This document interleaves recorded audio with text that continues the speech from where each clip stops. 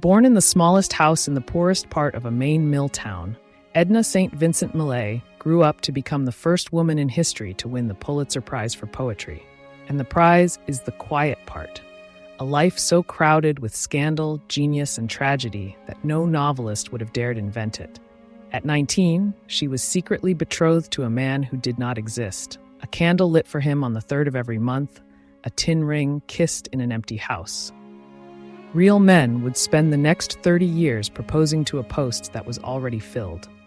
At 20, a New York magazine discovered her, and its editor all but promised her the first prize, $500, more than her mother earned in a year of nursing the dying. Then the judges voted.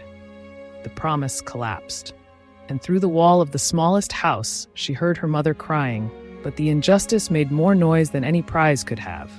Critics revolted, poets fired off furious telegrams, and the girl who lost became a cause. At college, they couldn't control her and didn't dare expel her. "I don't want any dead Shelleys on my doorstep," the president told her. 4 lines about a candle burning at both ends made her the voice of a generation. And on the day the Pulitzer came, she was gravely ill. She married the man who nursed her at noon in a veil of mosquito netting and was on an operating table by 3, telling her friends at the hospital doors, "If I die now, I shall be immortal." The mother who gave her poetry ended her daughter's pregnancy with herbs from a 300-year-old book in an English meadow. 9 years later, that same mother was buried by her daughter's own hands. 4 days of dynamite to open the frozen hillside, champagne smashed over the coffin, shotguns fired into the night sky. On the last day of Sacco and Vanzetti's lives, she was arrested in Boston in the afternoon and received by the governor of Massachusetts at nightfall. When she took a lover 14 years her junior, her husband wrote the young man a letter. "I am going to make you love me." And when the sonnets about that affair were published, in the pit of the Great Depression, she outsold Hemingway. Her own sister died convinced that Edna had stolen her life. When the only manuscript of her biggest book burned in a hotel fire, she dug the entire book back out of her memory, line by line. During the war, she traded on her name for a cause, writing poems she herself labeled as propaganda. And when the morphine came, she logged the doses herself, to the 1/8 of a grain, in the notebooks where the sonnets used to go, writing letters to her younger self. This is the complete story, from the first ringing bell to the last lit window. This is the life of Edna St. Vincent Millay. If you like stories like this, stories that go into the real lives of real women, then this is the place for you. Here at Mythic Women, our goal is to bring women's history to light, to tell the stories of women forgotten or flattened, to go beyond the 20-minute summaries and end the silence. And we would love to have your help on this project. Now let's get into the story. Edna St. Vincent Millay was born in Rockland, Maine, a few minutes past 6 on the morning of February 22nd, 1892. And as she came into the world, the bells of the town began to ring. They rang from every steeple in Rockland, out over the lime kilns and the winter harbor, and for a moment the worn-out room mistook them. The women who had seen Cora through the night, the doctor who had dozed since midnight over the kitchen coffee. Then somebody remembered the date. February 22nd, Washington's birthday. The bells had nothing to do with the baby at all, but the baby had arrived inside the sound of them. And that became the first story the family ever told about her. There was a second sign, and this one could be held in the hand. The child was born with a caul, a fine veil of membrane over her face, which the doctor gathered and swept aside with 2 fingers so that she could take her first breath.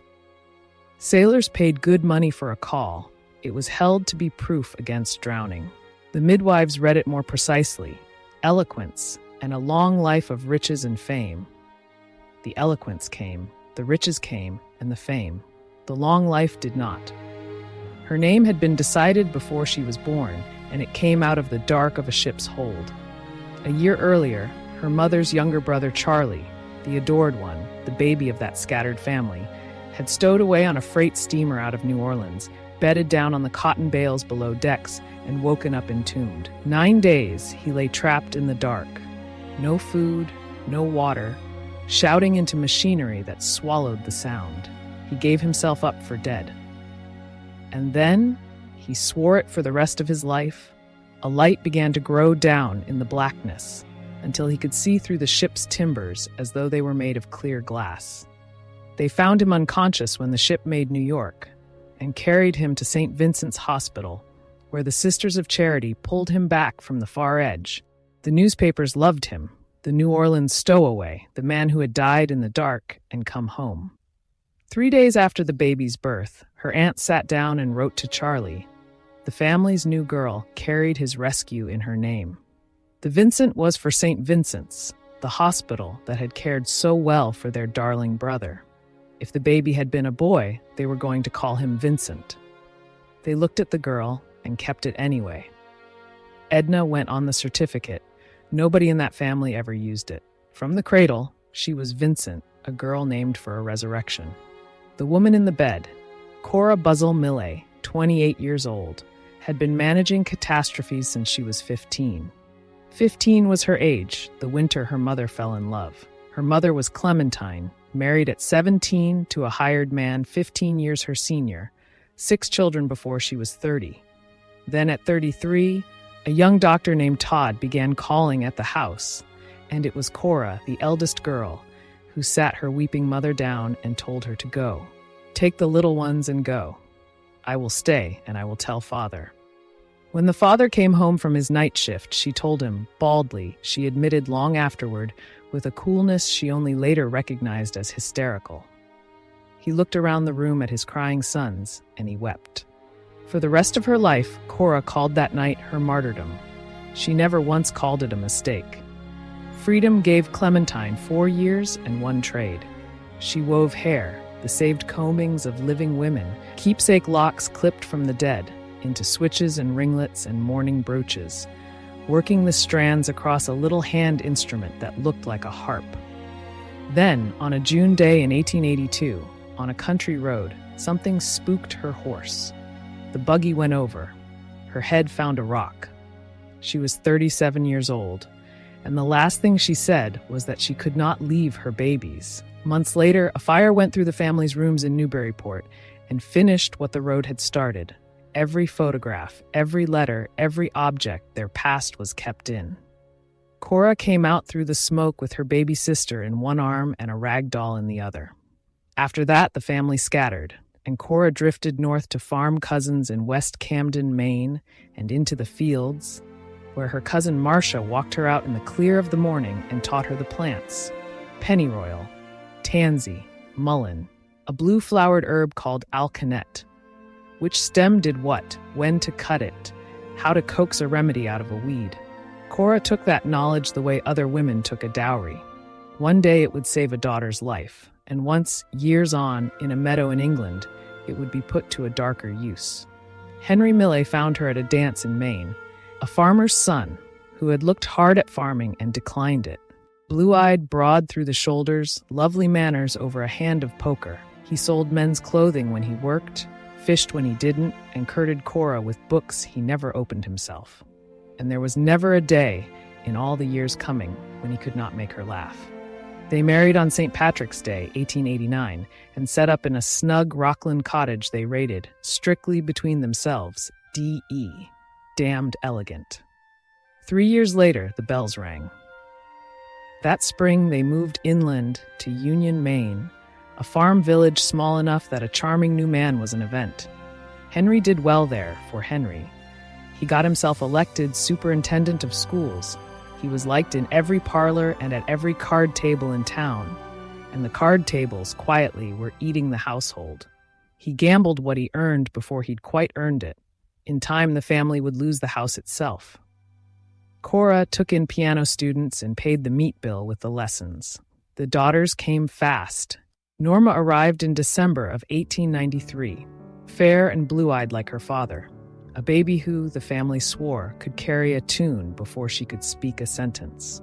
Kathleen followed in May of 1896, 3 girls in 4 years, in a house where the money ran out before the month did. A few weeks after Kathleen was born, Union got a new minister. The Reverend Mr. Gales took to calling at the house nearly every day. Cora was 33 that year, the age her mother had been when young Dr. Todd began coming to the door. Soon Cora was writing Gales' sermons for him, and her diary, silent for years, filled up. She recorded the Sunday he preached on the pull that certain souls exert on one another. From the pulpit, he gave the mystery a name, elective affinity, and Cora wrote the words down and kept them. "He is my very dear friend," she told the diary. She was in his church pew 3 times on a Sunday, and in the choir he led, and at the organ. Union watched all of it. Union was 77 people. Inside a year, the congregation had voted, and the vote went against Mr. Gales. He packed his study and left town, and what he left behind for Cora was a volume of poems with a plain inscription in the front, from her friend, G. He never wrote to her. The diary held out a little longer. Its entries shortened and shortened again down to a single line. An unsatisfactory day. Then Cora put the diary away and did not keep one anymore. She kept the book of poems, though. She kept it through every move, every rented house, every year of what was coming. And when she died, an old woman on a snowbound farm, it was still among her things. Vincent turned 5 that year and knew none of it. What she knew was that this was the year her mother taught her to read, and the teaching was done out of poetry. Not out of a primer, and not out of the Bible, out of poetry. Cora had hauled her books through every one of the family's moves. Her Shakespeare, her Milton, the poems she had loved since girlhood, and she read them to her daughters at bedtime, the way her own mother had read to her. "Mother gave me poetry," Vincent said, all her life, the way another woman might say the house came down to me, an estate conferred. She was reading on her own at 5. And at 5, alone one afternoon, she made the discovery herself. It happened in the attic. She had her mother's enormous Shakespeare open on the floor, too heavy for her to carry, so she lay flat on her stomach before it, and the pages had fallen at Romeo and Juliet, at the lines where Romeo in the tomb wonders why death has left Juliet so beautiful, whether unsubstantial death is amorous, whether it keeps her there in the dark to be his paramour. Vincent did not know the word. And the word went through her anyway. Her skin itched with it. The wind, she said, was knocked clear out of her, a happiness rising to the very edge of nausea and past it. Being flat on the attic floor, she decided long afterward, was all that kept her from falling. And then there was the organ, the little parlor organ Cora played and taught on, and could not always stop to play. Vincent, at the keys, had one chord she could not make her hands do. She called out. Her mother came in from the washtub with her sleeves pushed up, hands scalded pink and steaming, a film of soap drying on her plain gold wedding ring. Reached over the child's shoulder, dropped her fingers onto the keys, and struck the chord. Once. Perfectly. Then she went back to the laundry. And the little girl laid her cheek down on the cool ivory of the keys and cried. Because it had come to her, all at once and with violence, that her mother was going to die someday, that the hands in the soap suds would stop. She wanted, she wrote, remembering it as a grown woman, to save her mother from that, and she knew that she could not. She was 5 years old. Every poem she would ever write to her mother, and she would still be writing them at 40, starts in that room. The end, when Cora finally decided on it, came in the early spring of 1900, a few weeks before Vincent turned 8. 11 years of Henry, the lost positions, the lost house, the poker debts, the charm that came home at midnight where the money should have been. And then one day she told him to go and not to come back. Vincent wrote about that day exactly once in her life. She was nearly 50 when she did, and she wasn't writing about her father at all. She was answering a question about the wildflowers of her childhood, naming what had grown where, and the memory came up with the flowers. Behind the house, she wrote, there was a cranberry swamp that made a shortcut to the railroad station. It was down across that swamp my father went, the day her mother told him to go. Then she permitted the scene one parenthesis, or maybe her mother had said he might come back if he would do better. but whoever does better. He settled 200 miles north, in Kingman, timber country up near the Penobscot's headwaters, and for years his letters kept coming to his eldest daughter. They were all, in their way, the same letter. Papa misses his little girls, oh so much. Papa's finally earning money, only he can't get it out very fast yet. Papa will come at Thanksgiving. At Christmas then? Certainly for her birthday in February. February came every year. He never did. Cora, meanwhile, had turned the one asset she held, 20 years of nursing her own family through everything, into a profession. She hired out as a practical nurse, fever cases, confinements, the dying, $1 a day, and found wherever on the coast the work was. It kept 3 girls fed. It also meant that when her daughters needed her most, she was somewhere else. In September of 1901, she was out on an island case when word reached her. All 3 girls were down at once, and it was typhoid. She got home to a disease she knew by heart from other people's houses, knew precisely what could be done against it, which was nothing. No medicine touched typhoid. You fought it with alcohol baths and cold cloths, and you watched, and the watching went on for weeks. The neighbors would not come inside the house. Food was left when it was left at a safe distance. So Cora shut the door and sat it out alone, day into night into day, 3 beds, 3 fevers, from the middle of September to the 18th of October, which was the day the doctor examined each of her daughters in turn, and in turn gave each of them up. Their hair came out. The house went quiet in the way sick rooms go quiet. At the worst of it, she sent for Henry, and Henry came, sat by the beds of his dying daughters, and begged his wife to take him back. Cora said she would consider it. Then, one by one, the fevers broke. Her entire account of that autumn, set down afterward, runs 6 words. They lived, and that was all. Not quite all. The typhoid kept a souvenir. It left 5-year-old Kathleen with chorea, St. Vitus dance, the nerves misfiring, the small limbs jerking and twitching beyond anyone's control, and the doctors, once again, had nothing. So Cora went back further than the doctors went. She and her sister turned to the old field knowledge, Marcia Keller's clear mornings, the cutting, the steeping, the dosing by eye, and they brewed the remedies themselves, and the twitching stopped.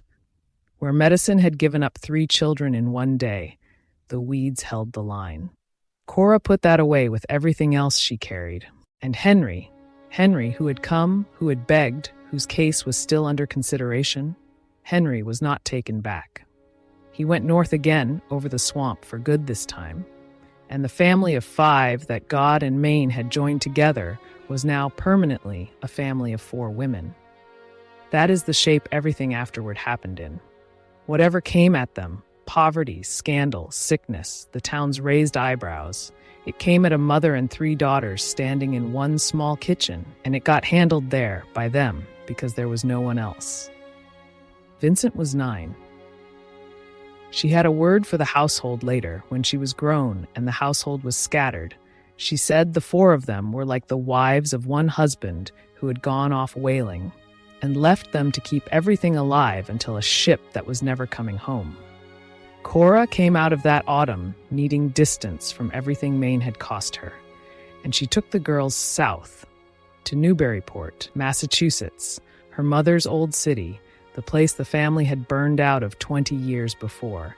What she could afford there was a once fine house gone soft, high ceilings and peeling grandeur on the Merrimack, cheap because nobody wanted it. To an 8-year-old, the front yard alone seemed infinite. And that first spring it did something no yard had ever done for her.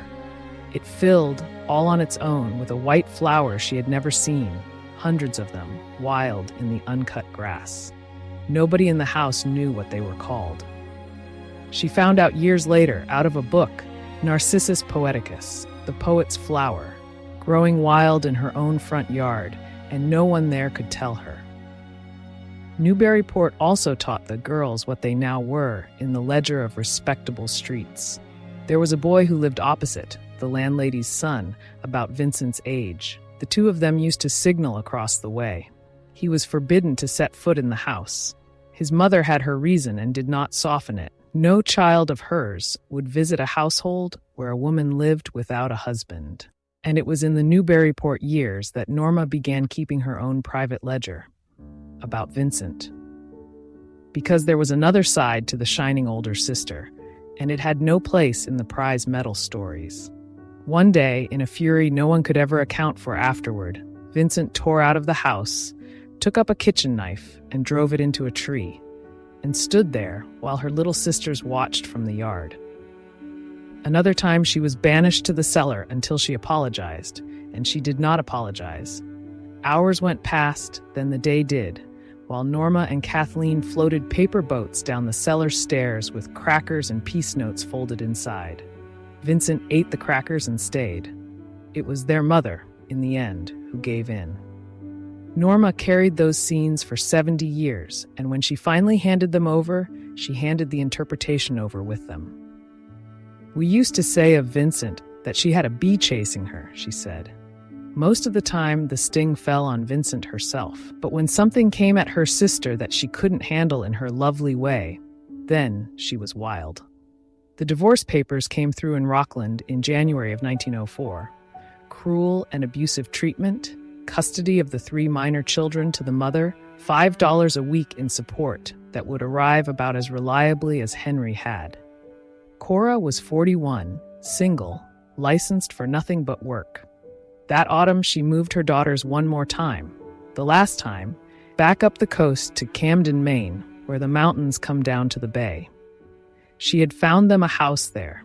It was the smallest house in the poorest part of town. Camden sits where the Maguntacook River comes down out of the hills to meet Penobscot Bay, and in 1904 it was 2 towns wearing one name.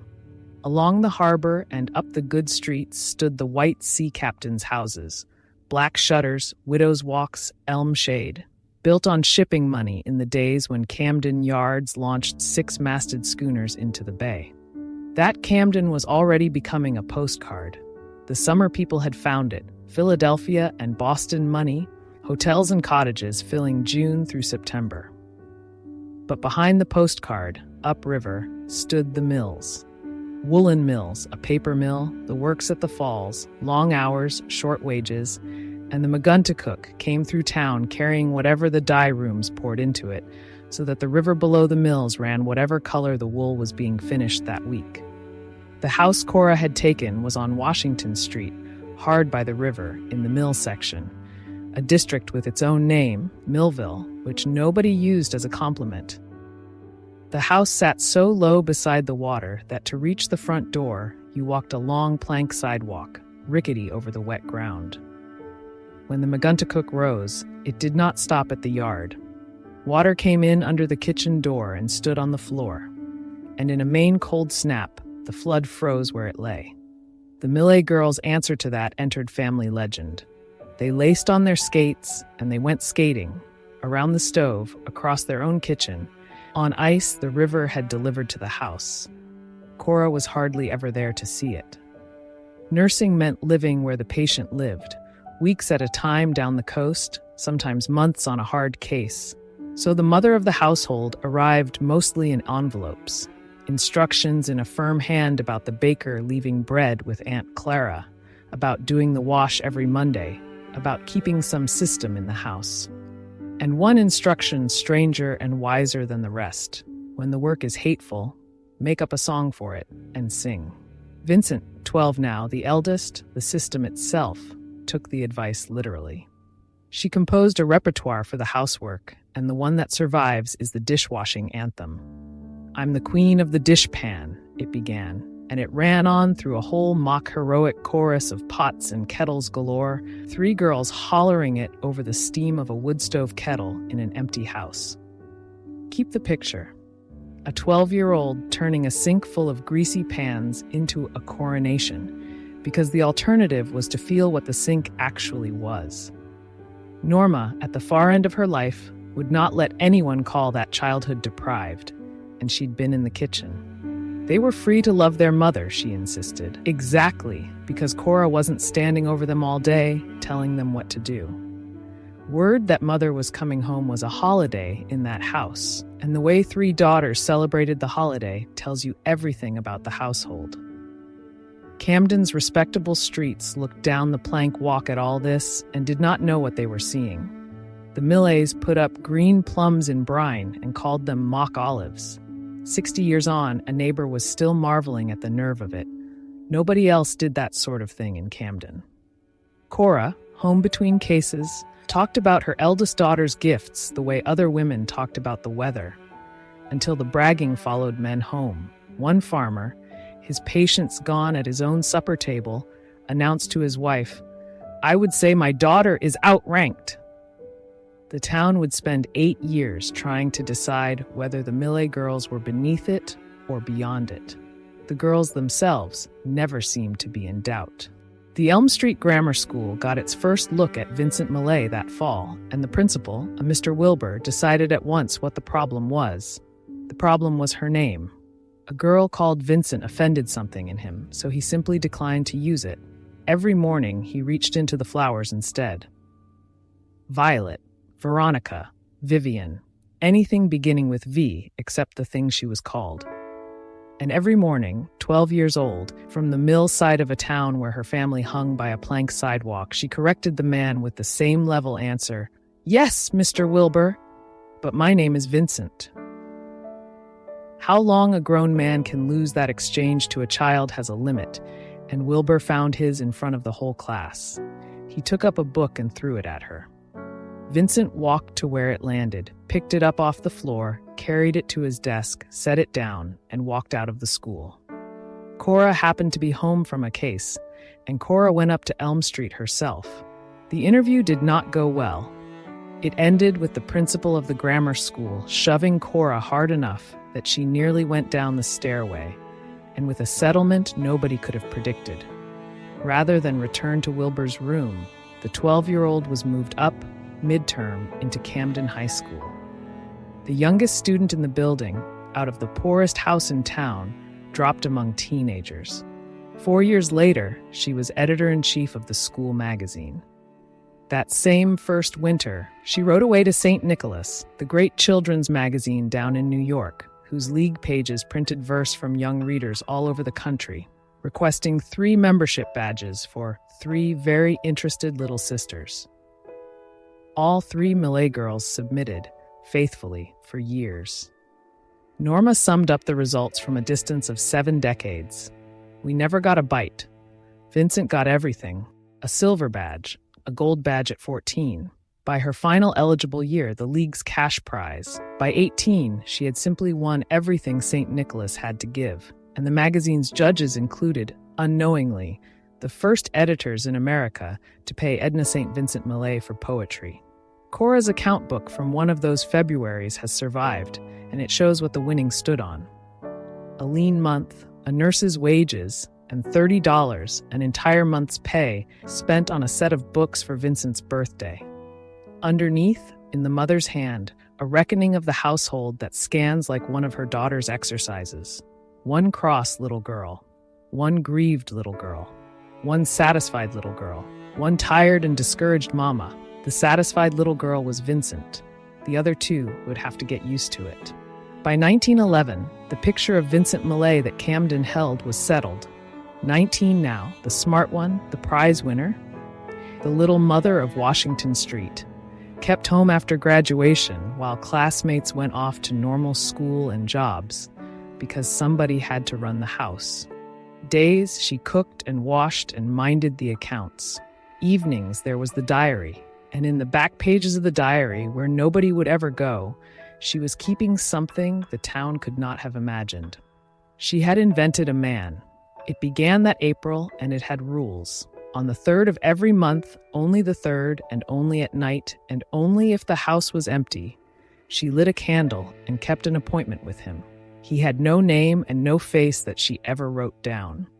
What he had was her word. She wore a ring for him, a tin ring, and she kissed it, and she wrote to him in the diary the way a woman writes to a fiancé at sea, that she was as surely betrothed to him as if his ring were on her finger, that she was keeping herself for him, that he was coming. The candle, the ring, the 3rd of the month. an engagement conducted entirely by one party, with the dark, 19 years old. It went on for the better part of 2 years, and she told no living soul. Once, just once, the doubt got into the back pages with her. Maybe, she wrote, men can't love the way she needed to be loved. She looked at that sentence, the truest she had written. Then she closed the door on it. But I mustn't let myself think that. Every man who would ever love her, and there would be a procession, was walking into a story that had been running since April 1911, opposite a rival who did not exist and could not disappoint. None of them knew. Most of them never found out what they had lost to. In March of 1912, a few weeks after her 20th birthday, Vincent was alone in the house when the telephone rang. Long-distance calls were an event on Washington Street. The line hissed and crackled, and out of the noise came an operator's voice with a message from the north.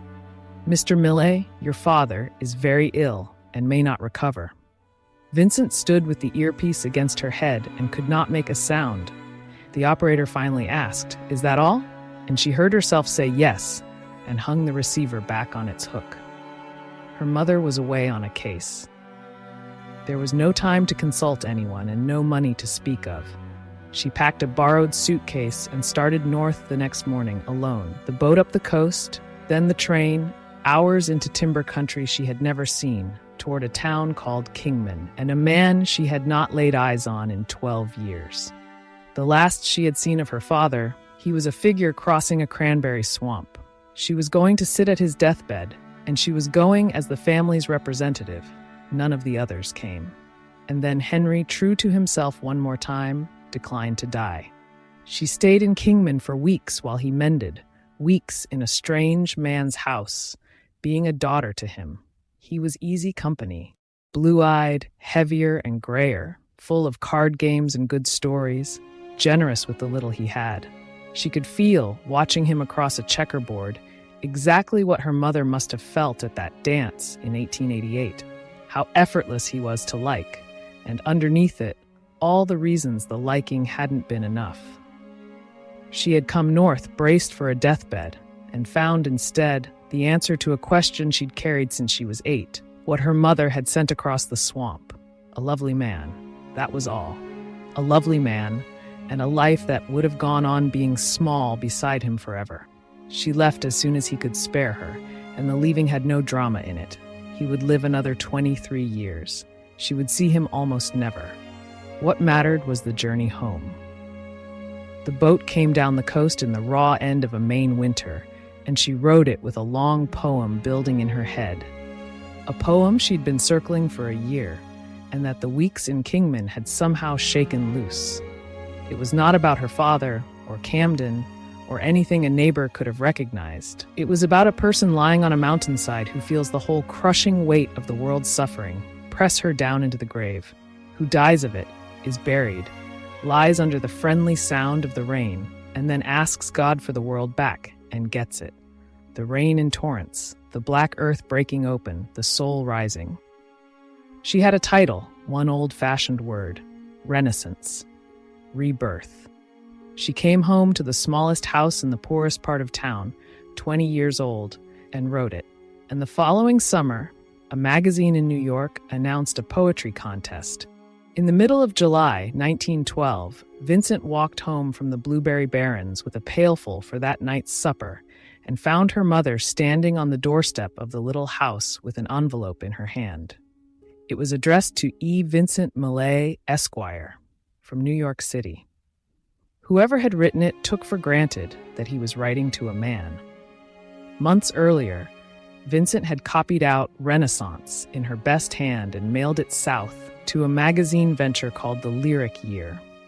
A rich man's experiment, one grand anthology that would gather the 100 best poems written in America that year, chosen from the thousands that poured in from every state in the Union. To the 100 would go publication, and to the best 3 of the 100 would go cash, 2 prizes of $250 and a first prize of $500. The letter on the doorstep said her poem was in. One of the 100, a housekeeping girl from the mill end of Camden, in an anthology beside the established names of American poetry. And with the acceptance came the arithmetic that mattered on Washington Street, where the mother of the house nursed the dying at $1 a day. First prize was $500, more than Cora could earn in a year of other people's sick rooms. Enough to change what was possible. College had been a word other families used. Enough at 20 to change everything. The judging would run all summer and into the fall.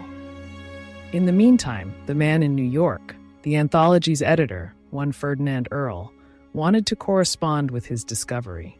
Vincent wrote back within the week, and she did something in that first reply that tells you she had already sized up the game.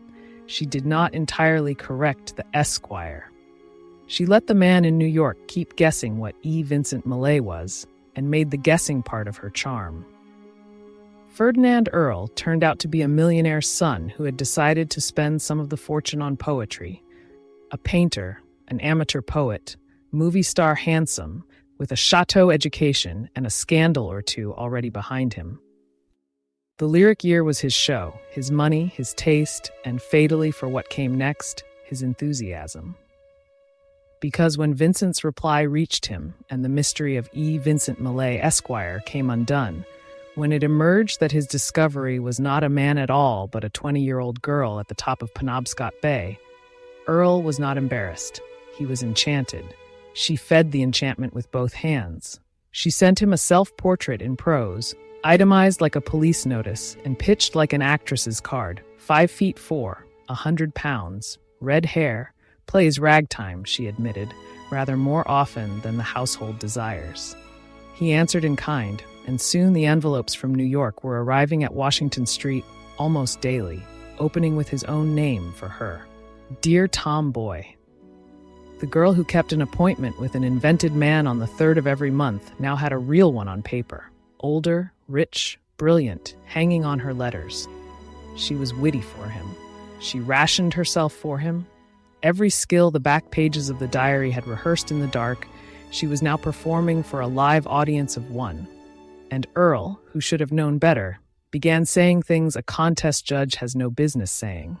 There were 3 judges, he told her.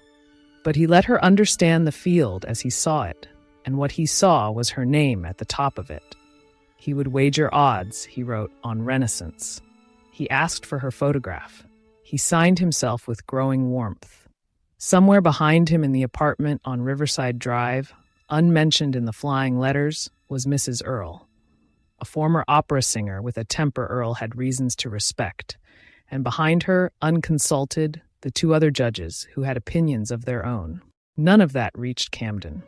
What reached Camden was a rich man in New York, all but promising a Milltown girl $500 and the top of American poetry. Vincent did the thing anyone does with a promise that size. Quietly, in the planning part of herself, she began to spend it. It was against this, the secret correspondence humming, the prize as good as won, that the summer of 1912 played out its other business. The Whitehall Inn, up on the good side of town, had taken on a local girl for the season's waitressing. Pretty, fair-haired, quick with the summer people. Her name was Norma Millay. The Whitehall Inn stood up on High Street among the elms, white clapboard and long verandas, and by late August its season was winding down. The Philadelphia and Boston people taking their last of the Bay Air before the trains carried them south. Toward the end of the month, the inn threw its annual entertainment. Staff and guests together in the parlor for one evening, the waitresses out of uniform, somebody's sister at the piano. Norma had told anyone who would listen that her sister could sing, and so Vincent came up from Washington Street to perform for the summer people. 20 years old, dressed for the party, with a comic number worked up for the occasion. She gave them the circus rag. She was good. She'd been the amusement of empty houses all her life, and the parlor wanted more. And then, from somewhere in the room, came a request that was not for another rag. Somebody had heard about the poem. Recite Renascence. She stood by the piano, this small red-haired girl the guests had just been laughing with, and she began, and what came out of her was nothing a hotel parlor knew how to place. The poem opens almost like a child counting the view. All she could see, from where she stood, was 3 long mountains and a wood. She turned and looked the other way and saw 3 islands in a bay. So with her eyes she traced the line of the horizon, thin and fine, straight around, until she came back to where she'd started from. And all she saw from where she stood was 3 long mountains and a wood. Around and around, plain as a skipping rhyme, and then the plainness turned. The sky, she told them, began to press on her. She could hear infinity moving like a tide. The whole weight of the world's suffering came down on her chest until it pushed her into the ground and she died of it and lay buried, listening to the friendly sound of the rain and asked God for the world back. A witness put what happened in the parlor into one sentence. It was absolutely still in that room. The applause, when it broke, hardly mattered next to the stillness. What mattered was a woman sitting among the guests, gray-haired, deliberate, unmistakably in charge of something, who sought the girl out before the evening ended and asked her to call on her the next day. Her name was Caroline B. Dow. She ran the National Training School of the YWCA in New York City. She knew money and the people who had it and how institutions worked from the inside. She had come to Camden for the sea air in the last week of the season, on the one night the help put on a show. What she told Vincent the next day was simple. A girl who could write that and stand up and deliver it like that ought to be in college. And if the Millays couldn't pay for it, and one look at the plank sidewalk said everything, then Miss Dow would find the people who could. Norma, who had watched the whole evening from the staff side of the parlor, kept it the rest of her life as the proof of the things she'd always known. You see, we were different, she said. We were different from all the others. Through September and October, the letters from Riverside Drive changed weather. The wagers and the warmth thinned out. In their place came procedure. There were, Earl now took care to explain, 3 judges, of whom he was only one. He was doing everything he could. He was hoping against hope. A girl who could read the sky over Penobscot Bay could read this too, and she began bracing in her replies, half jokes about the money, little dignities laid up in advance. He had promised nothing, technically. He had only let her believe everything. The letter came in the first week of November. The judges had voted, 2 against 1. First prize, the $500, the money Cora couldn't earn in a year, the money that had already been silently spent at the kitchen table on Washington Street, went to a poem called Second Avenue. Second prize went elsewhere. So did third. Renascence, the poem Earl had all but crowned in a summer of letters, took nothing at all. Fourth of 100, and fourth paid the same as last. She sat down and answered him the same night, and what she wrote first, she never sent. The unsent drafts survive, and in them the 20-year-old dropped the tomboy voice entirely and told the man in New York what his enthusiasm had actually done. He had not merely disappointed her, one draft said in substance. He had taught her exactly what a promise from a charming man was worth, a lesson her household had already paid for once. And then the sentence that stands out of the wreckage of that night like a nail. Did you ever hear your mother cry as if her heart would break? She had just heard it through the wall in the smallest house in the poorest part of town. She thought she would never forget the sound. She never did. The letter she finally mailed was shorter and colder and perfectly composed. Disappointment worn like a pressed dress. And into one of those November drafts, she set down a private verdict on the whole affair, on Earl and on herself for believing him. That would have made a fitting motto for the 40 years ahead. She always made mistakes in men, she wrote. She always would, but never the same mistake twice. She would keep exactly half of that promise. The lyric year appeared in bookstores in November, all 100 poems between hardcovers, prize winners at the front of the conversation. And then something happened that no one connected with the contest had planned for. The readers began to revolt. It started with the poets themselves. 2 young writers out west, Arthur Davison Fickey, a lawyer poet in Iowa, and his friend Witter Binner, sat down with the anthology, found Renascence, and fired off a telegram to its author on Thanksgiving Day. The message ran in effect. The prize judging was a scandal. This was the best poem in the book, and everyone who mattered would know it. A correspondence sprang up at once. Vincent writing back to Ficky with the electricity of a girl who had just discovered that strangers, real poets, published men, were angrier on her behalf than she had permitted herself to be. Then the reviewers took it up. Louis Untermeyer, writing in the Chicago Press, singled out Renascence as the one poem in the collection nobody would forget, prize or no prize. Jesse Rittenhouse, secretary of the Poetry Society of America, with a column in the New York Times, did the same and said the quiet part in print. The judges had missed the discovery of the year. At the Poetry Society's own dinner in New York, the injustice of the lyric year was table conversation. One of the winning poets was reported to feel so awkward about his check that he could hardly enjoy it. Follow what had actually happened, because Vincent certainly did. If her poem had taken the $500, it would have been one winner among three, praised and filed. Instead, it had become a cause. The poem now came wrapped in a story. The unknown girl from Maine, robbed by 3 blind judges, and the story carried the poem into rooms no prize could have reached.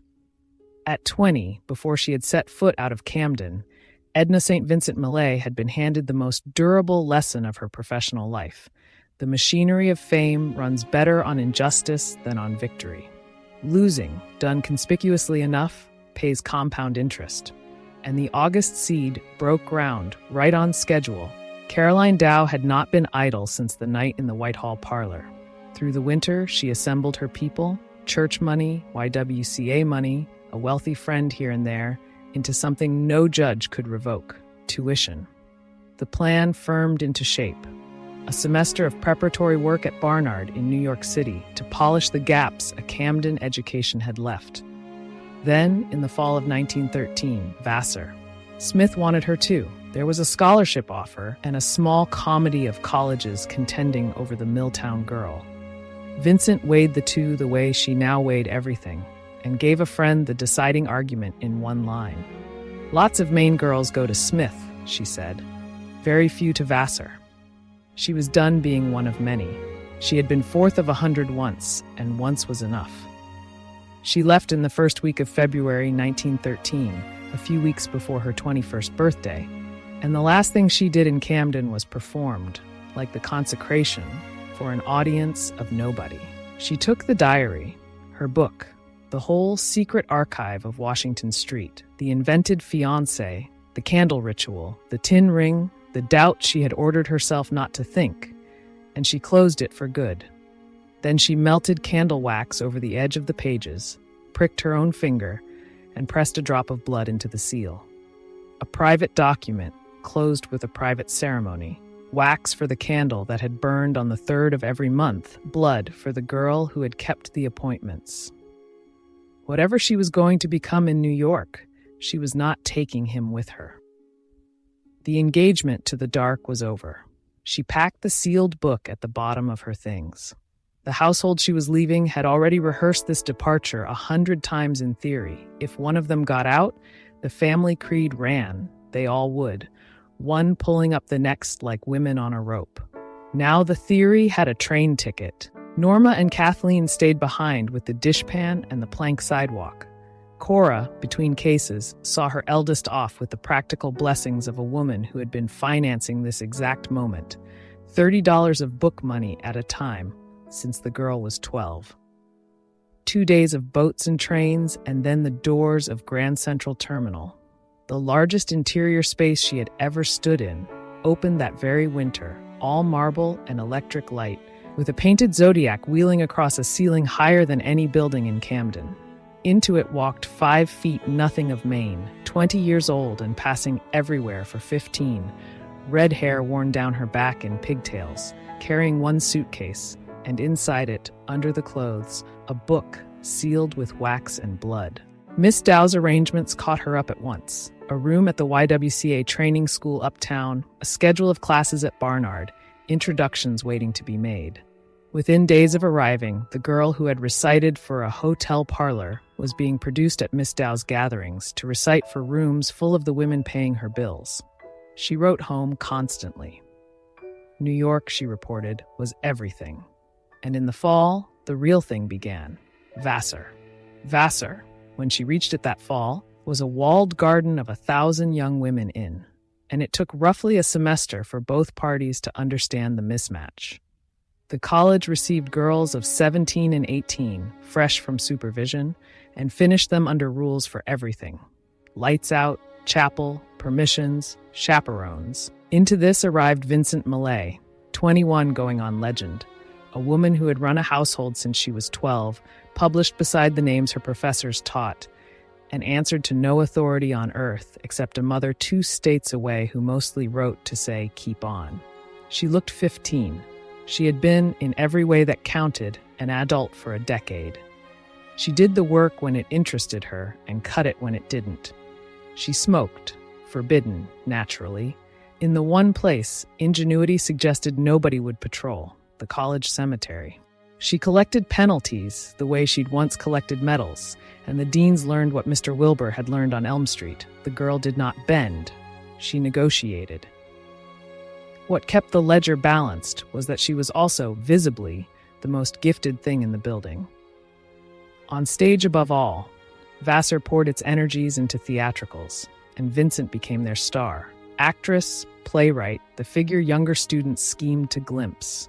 Girls fell in love with her, in the intense weather of a women's college, and she did not always discourage it. Some of those attachments went well past worship, and she folded the experience away with everything else she was learning. The poems kept coming too, enough by her senior year to make a first book.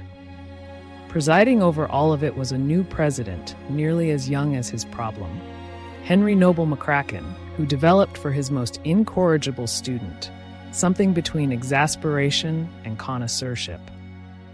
The two of them eventually arrived at an understanding, and it survives in an exchange that deserves its place in the history of American education. Called to account yet again, the offense is by now a genre, she was informed by McCracken that whatever she did, he was not going to expel her. He had no wish, he told her, to have any dead Shelleys on his doorstep. Her answer came back without daylight between it and the provocation. On those terms, I think I can continue to live in this hellhole. And so she did, for 4 years, right up to the last week of the last term, which is when she finally found the limit, and the college finally found its nerve, and the whole arrangement came apart 10 days before her diploma. What happened was an automobile, a spring night, and the letter of the law. Late that May, days from graduation, Vincent went off with friends for an overnight jaunt and did not manage to be back when the rules said a Vassar girl must be. She had spent 4 years teaching the college that its rules were a currency she could always afford. This time, the faculty added up the account. The penalty came down just before commencement, suspended indefinitely. She would receive her degree. She would not be present to take it. The diploma would exist. The moment would be canceled, banned from her own graduation. The campus went up like dry grass.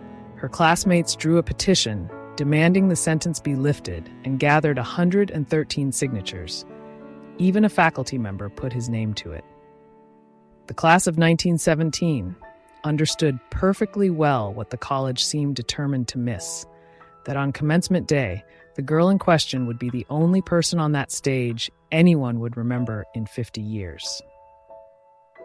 But the letter that mattered came from Camden. Cora Millay had been writing steadily to Vassar's leadership through her daughter's 4 expensive, alarming, glorious years. Letters from a practical nurse to college presidents, unintimidated, shrewd, and utterly without shame about what she wanted. Now, with the graduation hanging, she wrote once more.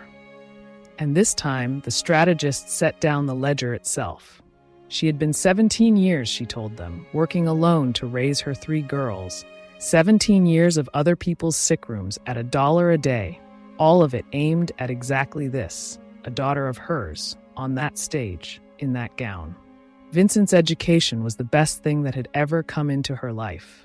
Barring the girl from her own commencement wouldn't discipline the student.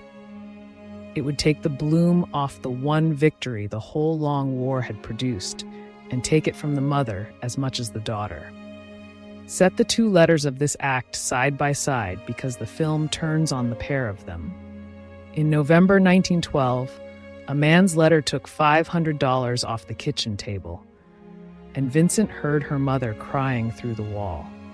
In June 1917, a mother's letter went the other way, up from the kitchen table into the paneled rooms to collect what her daughter was owed. The faculty met again and gave in. The suspension was lifted with days to spare, and on June 12, 1917, Edna St. Vincent Millay, A.B., Vassar College, 25 years old, fourth of 100 once and never again, crossed the stage with her class. There is no record that Cora could afford to be in the audience. There didn't need to be. Everyone in this story knew whose degree it was.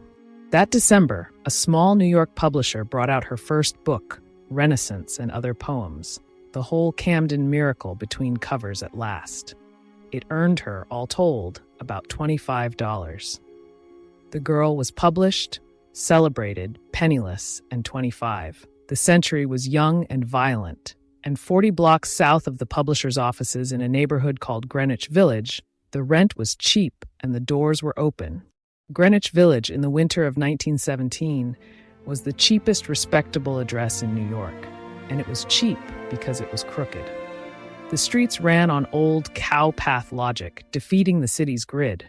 The houses were worn federal brick, cut up into rooms above Italian groceries and coal smoke basements. And into those rooms, for years now, had been pouring everyone in America who had a manifesto and no money, anarchists and painters, free verse poets and birth control pamphleteers, actors without theaters, editors under indictment for opposing the war. Uptown called it Bohemia. The people in the rooms called it the only place in the country where nobody asked what a young woman was doing living alone. Vincent took a furnished room on West 4th Street and set about the business of being a famous poet with no income whatsoever. The uptown patrons who had financed Vassar watched their investment relocate to a neighborhood they crossed themselves against, and their enthusiasm began audibly to cool. Miss Dow still produced her at teas, but the girl in the drawing room was writing home about auditions now, about theater people, about the village. The money had bought a lady poet. It was watching something else emerge. The winter itself joined the story. That December and January were the coldest anyone could remember, and the war had created a coal famine on top of it, whole days when there was simply no fuel in the city at any price. Vincent's gas grate ate quarters and gave back almost nothing. She kept a glass of violets on the windowsill of the furnished room, and the violets froze. She wrote her mother that she had spent 2 entire days in bed, not from illness and not from idleness, but because in bed, under everything she owned, was the only place the temperature could be survived. And then, because the family creed had never been theory to her, she reached back to Camden and pulled. Norma came down before the winter was out, the second Millay girl extracted from Washington Street, and moved into the cold room, into the one bed, into the Enterprise. By day, Norma looked for work. By night, the two of them sat darning stockings and practicing, deliberately, methodically, the village's profanity, trading the terrible words back and forth over the needlework like scales on the parlor organ, so that when the moment came, a Millay girl could swear without blinking. 60 years later, Norma could still perform the drill, needle-dipping in time with the language. Now Vincent needed a stage, and 4 blocks away was a theater the size of a parlor that was about to change American drama, run by amateurs, paying nothing. The Playwrights Theater on McDougal Street was a converted stable and parlor floor, seating maybe 200 people on hard benches. And in the winter of 1917, it was the most important stage in America. The Provincetown Players had come down from their Cape Cod summers with a doctrine: new American plays, done by the writers themselves, uptown be damned. and a house playwright named Eugene O'Neill, whose one acts about sailors and derelicts were unlike anything Broadway would touch. Nobody was paid. Everybody was 29. It was exactly the size of Vincent's ambitions and exactly the price of her purse. He was 30, married once already, a committed Freudian in the first American generation to treat Freud as an operating manual. And within weeks of that audition, he was in love with his ingenue in the complete Dell manner, which meant analytically, articulately, and out loud. What the record corroborates is a real romance conducted in a hard season. Dell had money when almost nobody did, and it quietly went to her. The rent on West 4th Street got paid. When the sisters moved to a bigger place on Charlton Street, it was Dell who came with tools and built the furniture, knocking together the bed frames himself. He was kind, he was brilliant, and he was in deadly earnest. That spring, the government put him and the Mass's editors on trial for conspiracy against the war effort, and Vincent sat in the federal courtroom watching her lover face 20 years. The jury hung. The government tried again. It hung again. Dell came out of it a hero in every room the village kept. He proposed marriage. By his own count, he proposed more than once, and the answer came back wrapped in charm and did not change. Everything else about her, Dell decided, could be explained. He had the training for it, and decades later, in memoirs and drafts, he would explain her at length, her childhood, her mother, her refusals, what she was really seeking. All of it in the confident key of a Freudian who had lost the argument and kept the case notes. What she actually told him, he did write down. And it was not analysis. It was policy. They were lying together in the Charlton Street apartment, by Dell's account, in the low candlelight of an evening that had gone quiet, and she was stroking his hair when she said it. Not as a confession, as information. "I shall have many lovers," she told him, the way another woman of 26 might have said, "I shall have a house someday," or children. He was one of them. He was the current one. There would be others, and loving her did not confer a vote on the matter. Dell, who proposed marriage the way other men proposed dinner, spent that spring learning the shape of what he was inside of. It was not fickleness. Fickle would have been easier. It was a constitution. She gave herself wholly in the present tense and reserved the future absolutely, and both of these at once, and no negotiation. He was a Freudian with a diagnosis for everything, and over the years he assembled several for her. The drafts he left behind analyze her childhood, her father, her ambivalence, in the confident vocabulary of the consulting room. But pinned under his own theories is the one sentence of plain reporting that outlived them all, the sentence he could neither explain nor forget. "I shall have many lovers." 50 years later, an old man being interviewed about the famous dead, Dell was still litigating that apartment. And still capable of surprising testimony, he recalled in one late conversation a night when the boundary of the household itself had blurred. A kiss that was not Vincent but Norma, a memory he set down and his interviewer hardly knew what to hold. Norma asked about it across her own kitchen table, denied it flatly. For years, whenever the Dell material came up, denial. And then one afternoon, an old woman among her sister's papers, she abruptly stopped denying it. It had happened, she allowed. It was the village. It was that winter. There had been an evening. Then she closed the subject for good and left standing, in the space she'd cleared, a small, verified truth about those years. In that little world, 4 blocks square, even the sisters' story had chapters neither of them filed. What Dell never got, in a lifetime of asking, was the one document that would have explained his case to him. He never saw the diary sealed in wax and blood at the bottom of her things. Never knew that the post of beloved had been filled since April 1911 by a man with no face, no name, and no capacity to disappoint. That every living applicant was interviewing for a position already held. He proposed against a rival he could not perceive. They all would. The village was about to fill with brilliant men making Floyd Dell's discovery one at a time, each convinced for a season that he would be the exception. She was very fond of Dell. When it ended, she kept the friendship and the bed frames. In June of 1918, a Chicago magazine called Poetry, the little review that had introduced Eliot to America, ran a group of Millay poems, and tucked among them was a piece 4 lines long. It had a dry Latin lesson title, First Fig, and it went past the eye in 5 seconds, a candle burning at both ends, the frank admission that it cannot last the night, and then the turn on the doubters, ah, my foes, and oh, my friends, because while it burns, it gives a lovely light. 24 words. She had written whole poems about God and the grave and the rain. She would write 100 sonnets the professors ranked with the Elizabethans. None of it ever traveled like the candle. The Quatrain jumped the fence of the poetry world almost immediately. Quoted at parties, copied into letters, recited by people who had never bought a book of verse in their lives. Because it did what a coin does. It compressed something enormous into something pocket-sized. A generation that had watched the 19th century die in the trenches, that was done deferring gratification for institutions that had spent the deferred gratification of millions. Here was its whole argument, and it scanned, and a girl had written it. Understand what the 4 lines actually were, though, because the country never did. First Fig was cheek, a wink at the village's own solemn hedonists, as much as at the ants uptown. It was also, underneath the cheek, a true report from a specific life.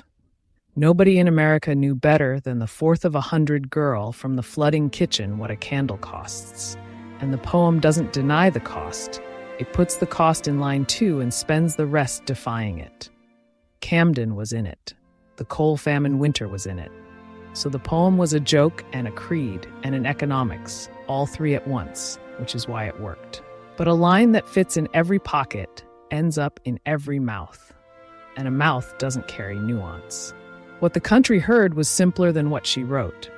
There's a girl down in Greenwich Village burning her life at both ends. And she's beautiful. And she says it's worth it. The public Edna St. Vincent Millay, the one strangers would feel entitled to for the next 30 years, was assembled substantially out of those 24 words. It was the best advertisement any poet ever wrote. She would spend the last decade of her life trying to be read past it. Fame it developed was not a currency. By 1919, Vincent Millay was one of the best-known young poets in America and could not reliably cover a gas bill. The magazines that mattered in poetry paid in prestige. The theater on McDougal Street paid in nothing at all, and the household now ran to 2 sisters and, before long, 3.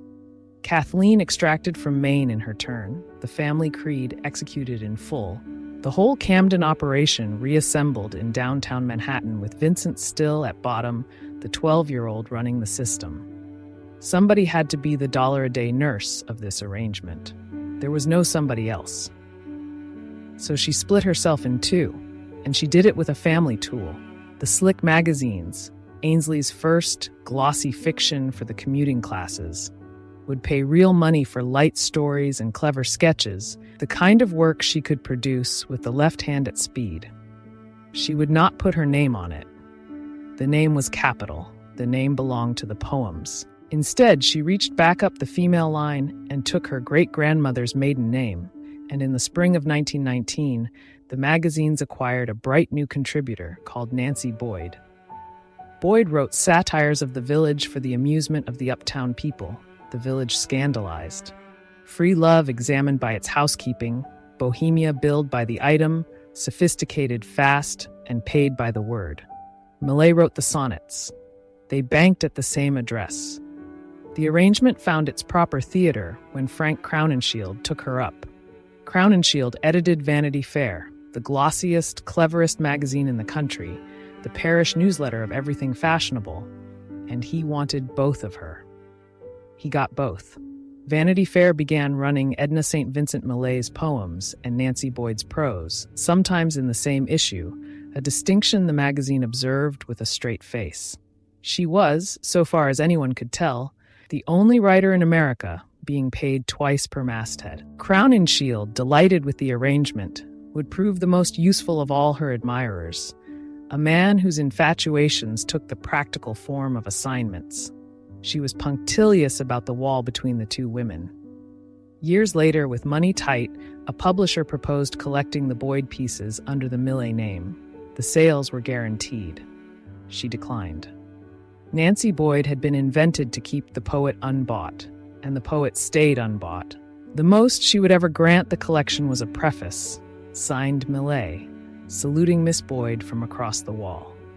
Her grandmother had woven dead women's hair for the living, and now Vincent, in the same economy, wove a dead woman's name into rent.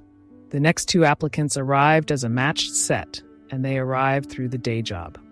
Edmund Wilson, 25, moon-faced, formidably red, just out of uniform, was the new managing editor at Vanity Fair. John Peel Bishop, lean and courtly, a poet out of Princeton by way of the war, sat at the next desk.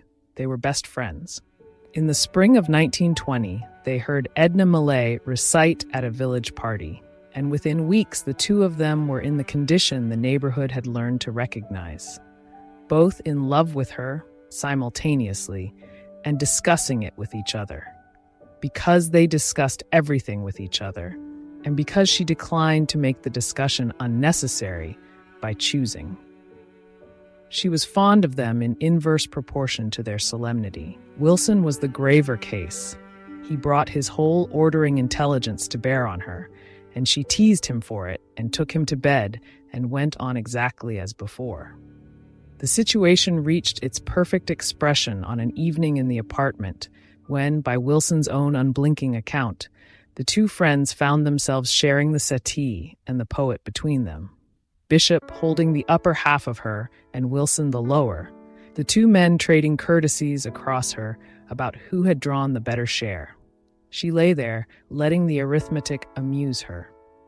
Wilson looked at the pair of themselves, pale young literary men undone in a cold water flat, and coined their portrait. The choir boys of hell. Present for parts of that season, this must be understood about the household, was Cora. The mother had come down from Maine and joined the village operation, a gray practical nurse, darning in the corner of Bohemia, taking the measure of her daughter's visitors without alarm. Wilson never got over her. Years on, he set down the remark she made to him, offered comfortably, woman to young man, by way of accounting for her daughters. She'd been a slut herself in her day, Cora told him, so the girls came by it naturally. Norma spent decades trying to get the word softened in print. Wilson kept it because he understood exactly what he'd been handed. Not a confession, a genealogy. He had located the source of the policy. That August, Wilson took the train out to Cape Cod, where Vincent was summering with her family at Truro, and in a scene he would replay for 50 years, dunes, heat, the two of them fighting mosquitoes, he formally proposed marriage. She did not laugh at him. That would have been survivable. She answered from somewhere far off, the voice of a woman consulting her own exhaustion. That might be the solution. Might. It hung there. He understood, with the precision that made him the best critic of his generation, that he had just been filed among the possible remedies. One more application received to a post that was not vacant. It was the truest thing she could have told him. Because by the summer of 1920, the candle was showing arithmetic of its own. The bill for the double life arrived in the winter of 1920, and it arrived all at once. To the eye of the village, she was at her zenith. A few figs from thistles out that fall, and scandalizing deliciously. The candle quatrain on every tongue, 3 plays running her name, Vanity Fair paying twice. Inside the apartment on West 12th Street, the actual woman was coming apart. She was sick through the cold months and would not stop working, because stopping was not among the household's inherited options. She wrote Nancy Boyd copy with a fever. In a flannel bathrobe, she described to her mother as her whole address. The colds ran into bronchitis and worse and back again. Small, steady breakdowns of the machine. And that winter there was something the letters home did not say. She was pregnant. Which of the applicants was responsible she never recorded, and the one family member who spoke of it afterward, Norma, an old woman being pressed on the worst of it, refused the question flatly and answered the one underneath instead. Don't ask her whose it was, she said. What she would never forget, what she carried hot for 60 years, was the name of that goddamned abortionist. The procedure was arranged the way such things were arranged in 1920. Money found, an address, silence, and it was botched. Vincent was a long time getting well, and some who knew her best dated a change in her health, the beginning of the body's long complaint from that winter. It went into the sealed places with everything else. The candle poem had promised the night it would not last. The country quoting it had no idea how literal the line had gone. What she did next, her mother, who had done it twice herself, would have recognized instantly. She arranged an ocean. Crown and Shield supplied the machinery. Vanity Fair would send her to Europe as a kind of foreign correspondent. Nancy Boyd dispatches from Paris at so much apiece, the poet traveling on the humorist's wages. It was presented everywhere and has been remembered since as a rival. The village conquered, the wider world next. Her mother, in one plain-spoken letter, filed it under its true heading. She called it Vincent's Getaway. On January 4th, 1921, the liner Rochambeau cleared New York in bitter weather, carrying among its passengers one small, red-haired poet, 28 years old and looking, still, 19. She had taken the village in 3 years flat, its stages, its magazines, its best men, and she left it the way she'd left Camden, with the essential archive sealed, the applicants unchosen, and a dockside stamp on her trunk recording that it had been thrown aboard at the last possible moment. The boat train from Le Havre put her into the Gare Saint-Lazare in mid-January, into steam and porter's French, and the flat gray light through iron and glass roofs that French painters had spent 40 years arguing about. And she walked out into a city that smelled of coal smoke and roasting chestnuts, where the 20th century, as Gertrude Stein liked to say, simply was. Paris in 1921 was the best bargain in the Western world, and the bargain had been paid in blood. The war had broken the franc. An American dollar bought 13, 14, some months nearly 20, so a magazine check from New York translated on the left bank into a hotel room, dinners with wine, and a charwoman twice a week. The poor of one country were subsidizing the geniuses of another, and the war that made the discount was still standing on the corners collecting it. Men her own age, with pinned sleeves, selling matches outside the cafes, half the women of the quarter still in black. She found her people where everybody found them, on the terraces of Montparnasse, the Rotonde, the Dôme, where the waiters ran your tab by stacking saucers at your elbow, and the Americans sat a whole afternoon over one café crème, talking about the books they were going to write. A few actually were. Across the river, in a little English-language bookshop on the Rue de l'Odéon, an unprintable Irish novel called Ulysses was being set in type on borrowed money that very winter.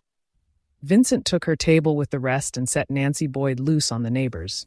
Bright, wicked dispatches about precisely these Americans, the specimens one saucer over, cabled to Crown and Shield at so much apiece. The village arrangement, at a better exchange rate. The humorist paid, the poet stayed pure. And in her luggage rode one piece of New York paper she'd have done better to refuse. A novel sold in advance to a publisher for $500 and not yet begun. A debt with a title. Her creditors, unlike her father's, saved the letters. The procession reopened its Paris office almost at once. George Slocum covered the peace conferences for a London Labour daily, a big, soft-voiced Englishman with a red beard and a buried poet in him, and through the spring he courted her in the old high-style, flowers and vows on hotel stationery. There was a wife and children outside the city, incandescent by April, ash and fond letters by autumn. Never the same mistake twice, ran the old promise from Camden, but only the men kept changing.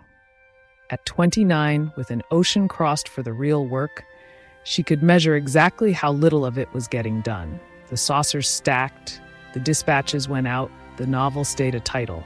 Every pleasure in Paris was on discount that year, except the one she'd sailed for. What does a Millay do with a stalled position? She packs. Rome first, in the high heat of summer. a postcard month of fountains and pensione rooms, and Americans she half knew from Montparnasse turning up on the Spanish Steps. Then, in the autumn of 1921, she did the thing that separates her from every other saucer stacker on the Rotonde Terrace. She went to Albania. Albania in 1921 was barely a country, a few years old, mountainous, tribal, just off a war, and not entirely sure of it, the kind of place the Rand McNally maps hedged on. Foreigners did not tour it. Foreign women did not enter it. Vincent went in on horseback, with a young American diplomat named John Carter for escort and the interior for a destination. Single-file mule tracks stitched along gorges, guides with rifles slung across their backs, wood-smoke villages where an unveiled red-haired woman on a horse was something between a rumor and an apparition. They rode for days into country that hadn't changed since the Turks. Slept where nightfall put them, ate what the mountains offered, and the letters she sent home from that saddle are the happiest writing of her whole European year. No editors could reach her. No applicants could propose. For a few weeks, the smallest girl from Washington Street was the farthest out American in Europe, and every nerve in the letters says she knew it. Vienna received what was left of her for the winter, and Vienna was a lesson in what the peace had done to the losers. Imperial marble and starvation prices, the krone collapsing so fast that cafes chalked their menus twice a day, war widows selling lace in the Ringstrasse cold. $1 made you a prince there, and she was, on paper, princely. But the money went the way the family money always went, and the novel she owed New York acquired another season of apologetic letters. Her own letters home turned gray that winter. Tired, they said. Tired in a way sleep didn't fix. Everyone who loved her read those letters the same way and drew the same conclusion: time to come home. Wilson said it in print, more or less, reviewing her from across the ocean like a man leaving the porch light on. Her mother's letters said it between every line. What she did instead was pure Vincent and pure Camden. She had spent 9 years being hauled up the rope, Whitehall to Miss Dow, Dow to Vassar, Vassar to the village, and the family creed said the rope ran in one direction. If one got out, they all would. So from a cold room in a bankrupt empire, 29 years old and shakier than anyone knew, she reached back down it. Letters flew to Camden with a plan and eventually a ticket in them. Her mother was not going to summon her home. She was going to summon her mother. In the early spring of 1922, Cora Millay, 59 years old, 30 years $1 a day nurse, never in her life west of Boston or east of the Maine Islands, packed a trunk, crossed the Atlantic alone, and walked down a gangplank into France. Vincent was on the dock. What she hadn't put in any of the letters was waiting there with her. She was pregnant. They left Paris in the early summer and crossed to England, mother and daughter, and settled where nobody knew them. Shillingston, a village in Dorset, chalk country, where the downs rise smooth and treeless above the fields, and the wind comes across miles of grass before it reaches a cottage window. It was the deepest quiet either of them had lived in for years. Hedgerows and sheep bells, lanes sunk below the level of the land, and they had not chosen it for the quiet. Vincent was pregnant, conceived in Paris by a man who has no further part in this story, and the two women had come to Dorset to decide, away from every eye that knew them, what was to be done about it. What was decided was an abortion. And what makes this passage of her life unlike any other in American letters is who performed it, and how, and the paper trail the performance left behind. Cora went looking for the answer in the only library she had ever trusted. Somewhere in those Dorset weeks, she found a 17th century herbal, Culpeper, the old plain-spoken pharmacopoeia of the English countryside, and she went through it the way she had once gone through a patient's chart, taking page after page of notes in her firm nurse's hand. The notes survive: willow, henbane, gentian, beside which she copied the old book's own warning, not to be given to women with child, which was, of course, precisely the information she was gathering. Plant by plant, she worked the ancient inventory until she reached a low, blue-flowered herb whose entry said what she was looking for: alkanet, which draws forth the dead child. The name had been in her hands for 40 years. One of the plants Marcia Keller had walked her through in the clear West Camden mornings, back when the knowledge was for saving. In July, on the chalk downs above Shillingston, Cora found it growing in flower. Milford, the biographer who read those notebook pages, put the event in a single sentence that no film should try to improve. Her mother, country-wise nurse that she'd been, aborted her own daughter. One photograph remains from that Dorset summer, and having heard all this, you cannot look at it the same way the family album intended. Vincent stands in the wind off the downs, holding an apple, smiling slightly, in a striped jacket that no longer quite closes across the front. The body paid on its usual terms. She was ill for weeks afterward, into the autumn. The second such reckoning in 3 years. This one at least in the hands of the one nurse on earth with everything at stake. And the illness folded into the larger exhaustion until the two could not be told apart. The novel died quietly in Dorset, too. The letters to New York about it simply stopped pretending. And when mother and daughter finally sailed for home in the winter, the woman who had conquered the village and charmed 2 continents came down the gangplank at half strength, sick in ways no one could yet name, carrying back to America rather less than she had taken away. Waiting on the other side of the ocean, 6 months ahead of her, were the strangest 12 weeks of her life. A parlor game, a diagnosis, a prize, and a wedding. The ship that brought her home was the Rotterdam, in the last week of January 1923, and it came up the Narrows through weather so bitter that the spray froze where it struck. Rails, rigging, lifeboats sheathed in gray ice, as if the sea had been casting her in plaster all the way across. Doctors had been consulted in Europe and would be consulted in New York. The word they kept reaching for was the era's vaguest and most ominous, a breakdown, nervous, physical, both. Wilson saw her within days and set it down plainly. She was in very bad shape again. She turned 31 that February, in the city she had owned at 26, too sick to write, and nearly too sick to perform otherwise. Nearly. A reporter from the Tribune came to interview the famous poetess that winter, and the woman who received him gave one of the great performances of her life. Gay, quick, flame-haired, entirely the Millay of the Quatrains, and the profile ran under the headline of A Girl Without a Care. Nobody reading it over coffee could have guessed the subject had spent the morning horizontal. The gap between the printed girl and the actual woman had been opening since First Fig. That winter, you could have driven a hearse through it. The rescue, when it came, arrived disguised as a weekend in the country. That April, friends collected her out to Croton-on-Hudson, an hour up the river, a hillside colony of writers and radicals drying out from the village, for bed rest, air, and company.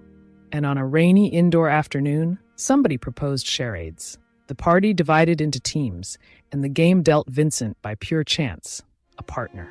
A tall Dutchman in his early 40s named Eugen Boissevane, an importer by trade, a widower, one of those large-hearted, half-legendary figures the village produced a story about whenever his name came up. The role the two of them drew required a pair of lovers. They played it. And something happened in that parlor that every witness in the room caught at once, and one of them, Floyd Dell, of all the observers on Earth, wrote down, "It was apparent to all of us that it wasn't just acting." The next morning she collapsed, genuinely, seriously. The winter's whole account called in at once. And Eugen, a man she had known for one weekend, did the thing that decided the remaining 26 years of both their lives. He simply took over. He drove her back to the city, installed her under his own roof, and began to nurse her. Meals, doctors, quiet, the whole regimen, with a competence that startled everyone and a tenderness that startled her.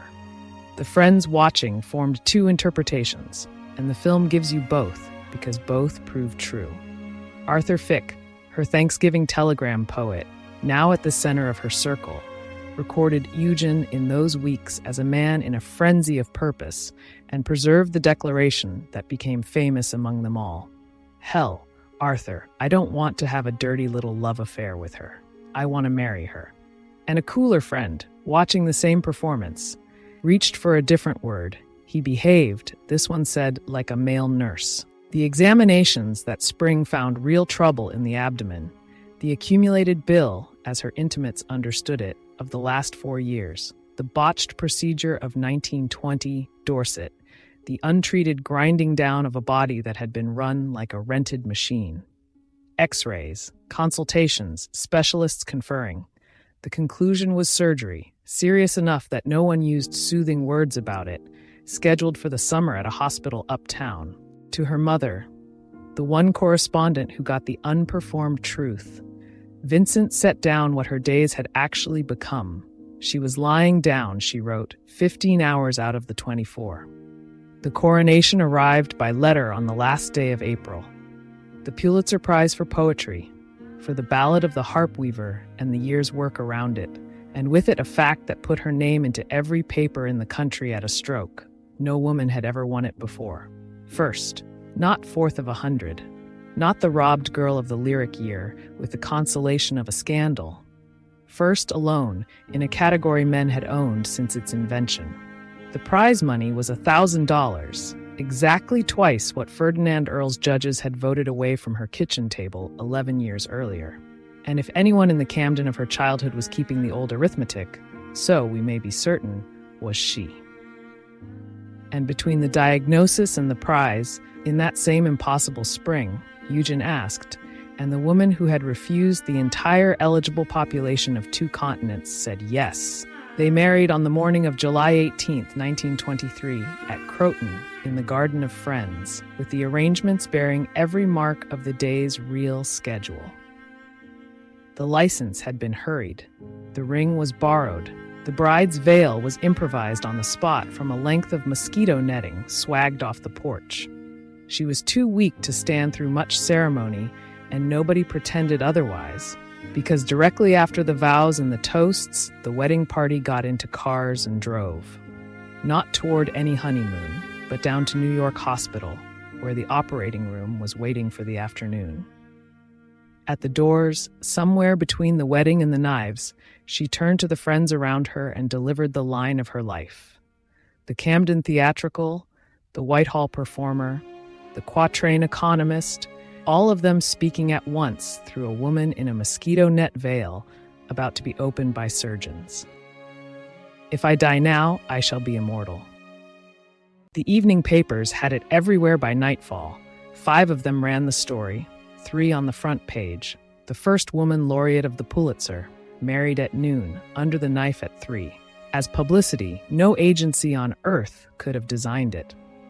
As a wedding day, it told the plain truth about the marriage being founded. This was a union whose first act was a man delivering his bride to a hospital. Vows, then surgery. Love and nursing joined at the root. On day 1, in front of witnesses. She survived the operation, and convalescing in the days after, married, titled, front-paged, 31, she wrote her mother a letter that reached back past all of it.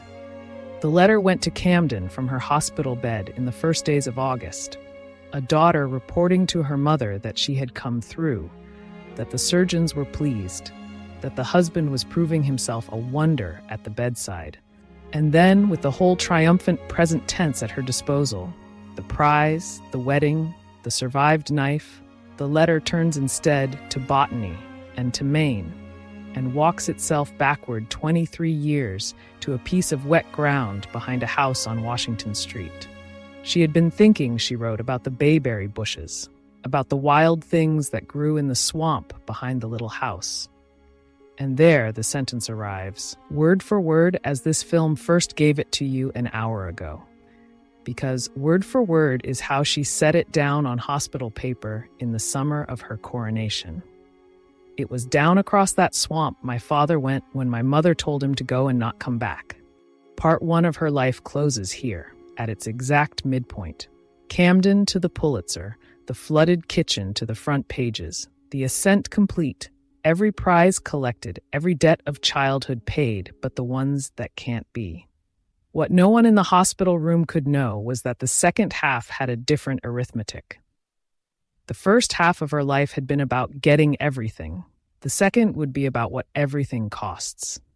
And it begins 700 acres up in the Berkshire foothills, at the end of a dirt road, behind a gate. America in the winter of 1924 had exactly one poet whose name could sell out a concert hall, and she had just gotten up from a surgeon's table. The bookings had stacked through her convalescence. Women's clubs, universities, civic auditoriums across the whole snowbound middle of the country, and in January, she went out to meet them. Pullman berths and steam-heated halls, a new city every night or two, the first great reading tour of Edna St. Vincent Millay, running west into the weather. Nobody, including the bookers, had quite measured the appetite. In Minneapolis, the sponsors changed the hall 3 times as the ticket lines grew, each room larger than the last, and still they turned people away into the snow. What filled those seats was something American poetry had never produced before and has arguably never produced since. Not readers, exactly, but a public. Shopgirls and professors' wives and mothers with daughters in tow, women who had memorized the candle quatrain out of a newspaper and driven 40 miles of prairie dark to see the person it burned in. And what walked out on the stage was engineered, consciously or not, for exactly that hunger. A tiny figure, flame-haired, in a long trailing gown. From the balconies, she looked 17, reciting in that low-trained voice with the hush of a seance about it. The newspapers reviewed the apparition before they reviewed the poems. Column inches on the gown, the hair, the girlishness. One notice lingering over a dress as flaming, it said, as her famous flame-colored scarf. The word the press settled on for her, coast to coast, was not poet. It was poet girl. She was about to turn 32. A married woman, a Pulitzer laureate, a survivor of 2 abortions and 1 abdominal surgery. And the country had decided, with all the tenderness of a paying customer, that she was a girl, and that girl was what it had bought tickets to see.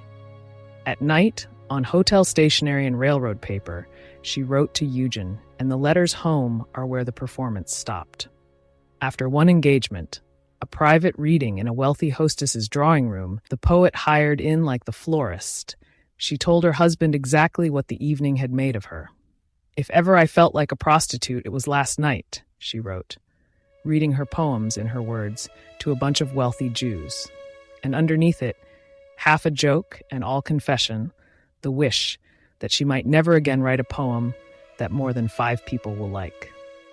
Her collected letters preserve the sentence exactly as her pen left it. The self-disgust and the contempt in a single breath, 1 week into the fame she had been building toward since the St. Nicholas League. The machine wanted the girl. The girl, by her own account, felt like merchandise. And the poems, the actual reason for all of it, had become the one thing nobody was describing. She finished the circuit, banked the fees, and that spring, she and Eugen answered the machine the only way that occurred to them. They put the planet between themselves and the bookings. They sailed in April, westbound out of San Francisco on a honeymoon designed like a jailbreak. No bookings, no lecterns, no return date anyone would commit to. Hawaii first, then Japan, which they refused to see from a railway carriage. The 2 of them walked it instead, country roads and temple towns, 114 miles on foot by her proud count. China received them less gently. There the influenza caught her, and she burned through it in a hotel room where Eugen again cared for her. And then came the passage she kept for the rest of her life. To cross the Yellow Sea, they took not a liner but a junk, a working Chinese sailing vessel, all bamboo battens and tarred rope, pitching under a freight of cargo and chickens. And the poet of the Candle Quatrain spent the crossing scrambling the decks in a bathing cap, into which she gathered driftwood splinters for the cook's fire. At night, the sea itself performed for her. She stood at the rail while lightning opened the dark over water burning with phosphorescence, and watched. She swore it in the letter home, a rainbow thrown by lightning at midnight on a glowing sea. The crossing was brutal, and she was seasick and frightened and entirely without help. And the sentence she sent back to the family afterward is the Camden kitchen speaking at 32, salt-soaked and triumphant. And I did bear it. Little Vincent, big strong girl now. The rest went by the way the best year of anyone's life goes by. Ports and trains and shipboard weeks around the curve of the world until the Atlantic delivered them back to New York in the winter. They came home brown, broke in the cheerful way of honeymooners, and agreed on one finding above all the others. The year had worked because the machine could not reach them. No lecterns, no poet girl, no doorbell. The finding wanted an address. That spring of 1925, they went looking for one, upstate, inland, away, and found it 2 hours hard driving from the city, in the Berkshire foothills near a hamlet called Austerlitz. A played-out berry farm of 700 acres, going for $9,000, its fields grown over with a wild pink shrub the local people called steeplebush. They named the place for the weed, Steepletop. What $9,000 bought that spring was less a farm than a renunciation with a deed attached. 700 acres at the end of a climbing dirt road, hard against the Massachusetts line. A plain white farmhouse in want of everything. Collapsing barns, stone walls running off into second-growth woods, and the fields themselves surrendering to the steeplebush, hardhack, the farmers also called it, that had given the place its new name. There was no electricity and, gloriously, no telephone. The nearest anything was the hamlet of Austerlitz, and Austerlitz was not near. For a woman whose doorbell had become a national institution, the property's every deficiency was the point. They moved up in the early summer and set about building, from scratch and by hand, the strangest great household in American letters. Eugen resigned his own life to run it, wound down the import business, put on work clothes, and became farmer, foreman, cook, secretary, and guardian of the gate. All 4 jobs organized around a single fixed principle he stated to anyone who asked, and many who didn't. Nothing whatever, was to stand between his wife and the writing of poetry. Callers who made it up the road met Eugen. The poet was working. Letters were answered, when they were answered by Eugen. The poet was working.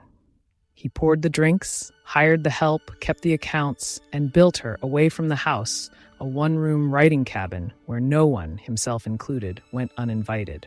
She, meanwhile, fell on the land itself with the whole of her Camden inheritance. The girl who had run a household at 12 became a farm wife of ferocious competence. Vegetable gardens laid out and manured, a flock of chickens, berry rows reclaimed row by row from the hardhack, and then, past competence into vision, the gardens that had nothing to do with feeding anyone. Lilacs and delphiniums went in by the dozen. A formal garden took shape behind clipped hedges. In time, there would be a spring-fed pool ringed with white pines where, by household law, no bathing suit was permitted, and cocktails were served to the scandalized delight of visiting editors. Steepletop was a working farm run by 2 people who worked it, and it was also, unmistakably, a stage set, Bohemia translated into hills and hollyhocks, with the world admitted by invitation only. One invitation went out before all others. By that first autumn, Cora was installed. The $1-a-day nurse of Washington Street, 61 years old, given at last her own room, her own garden plot, her own place at the long table, in a house her daughter owned outright. The rope that had hauled the family out of Camden, hand over hand for 20 years, had finally reached solid ground and been tied off. From behind the gate, that first year, it looked like the ending fairy tale's promise. It was actually a beginning of the 6 years the fairy tale held, and of everything the fairy tale was holding back. The summit, when it came, arrived wearing white tie. Back in 1925, the Metropolitan Opera had gone looking for something it had never really had, a grand opera in American English by Americans, and the composer Deems Taylor wanted one librettist on earth. For 2 years, behind the gate at Steepletop, Millay built him a 10th century England out of the Anglo-Saxon chronicle. A king, a foster brother sent to court the beautiful Alfreda in his stead, a betrayal, a death, and she built it inside a cage of her own forging, working the lines wherever she could from the old Saxon-rooted stock of English, as if the language itself had to be quarried from before the conquest. 2 years of it. When it was over, she called it cheerfully, a sentence served. The paroled couple came down from the farm for the evening of February 17th, 1927. At 8 o'clock, the Metropolitan's great golden curtain went up on a house sold to the walls. Standing room packed 5 and 6 deep along the sides and back. For the premiere of The King's Henchman, music by Taylor, words by the poet girl, now 35 and stepping on her own train. 17 curtain calls, 20 minutes of applause. Called for a speech at the end of the third act, she and Taylor stood looking helplessly at each other until she spread her hands, ducked her head, and gave the house one line. All she could say, she told them, was that she loved them all, and Taylor, deadpan, that he'd been about to say the same thing. "No one sleeps tonight," she announced to Eugen in the crush. "It is our New Year's." Then the accountants confirmed the artillery. The libretto went on sale as a book the day after the premiere and detonated, fourth printing inside 20 days, 10,500 copies, autograph editions, inciting what one paper called riots in the larger bookstores, the $25 vellum edition scalping at $125. The Evening Post sat down and computed her royalties on its pages like a box score. $50 a day, they made it, $2 an hour since opening night. And she wrote Norma that she'd sat 10 minutes with her eyes sticking out, drinking it in. On the New York bestseller lists that spring, an opera libretto in verse stood second in nonfiction, 2 places above where a first novel called The Sun Also Rises by one Ernest Hemingway sat in fiction. It was the top. Whatever American culture had to give a poet, the Met's gold curtain, the front page doing her arithmetic, Hemingway below her on the list. February 1927 handed it over in 1 month. 6 months later, she was in a Boston jail cell. The case had been burning for 7 years by then, and by that summer, it had become the bonfire of the age. 2 Italian immigrants, Nicola Sacco, a shoemaker, and Bartolomeo Vanzetti, a fish peddler, both of them anarchists, had been convicted of a 1920 payroll robbery in South Braintree, Massachusetts, in which a paymaster and his guard were shot dead.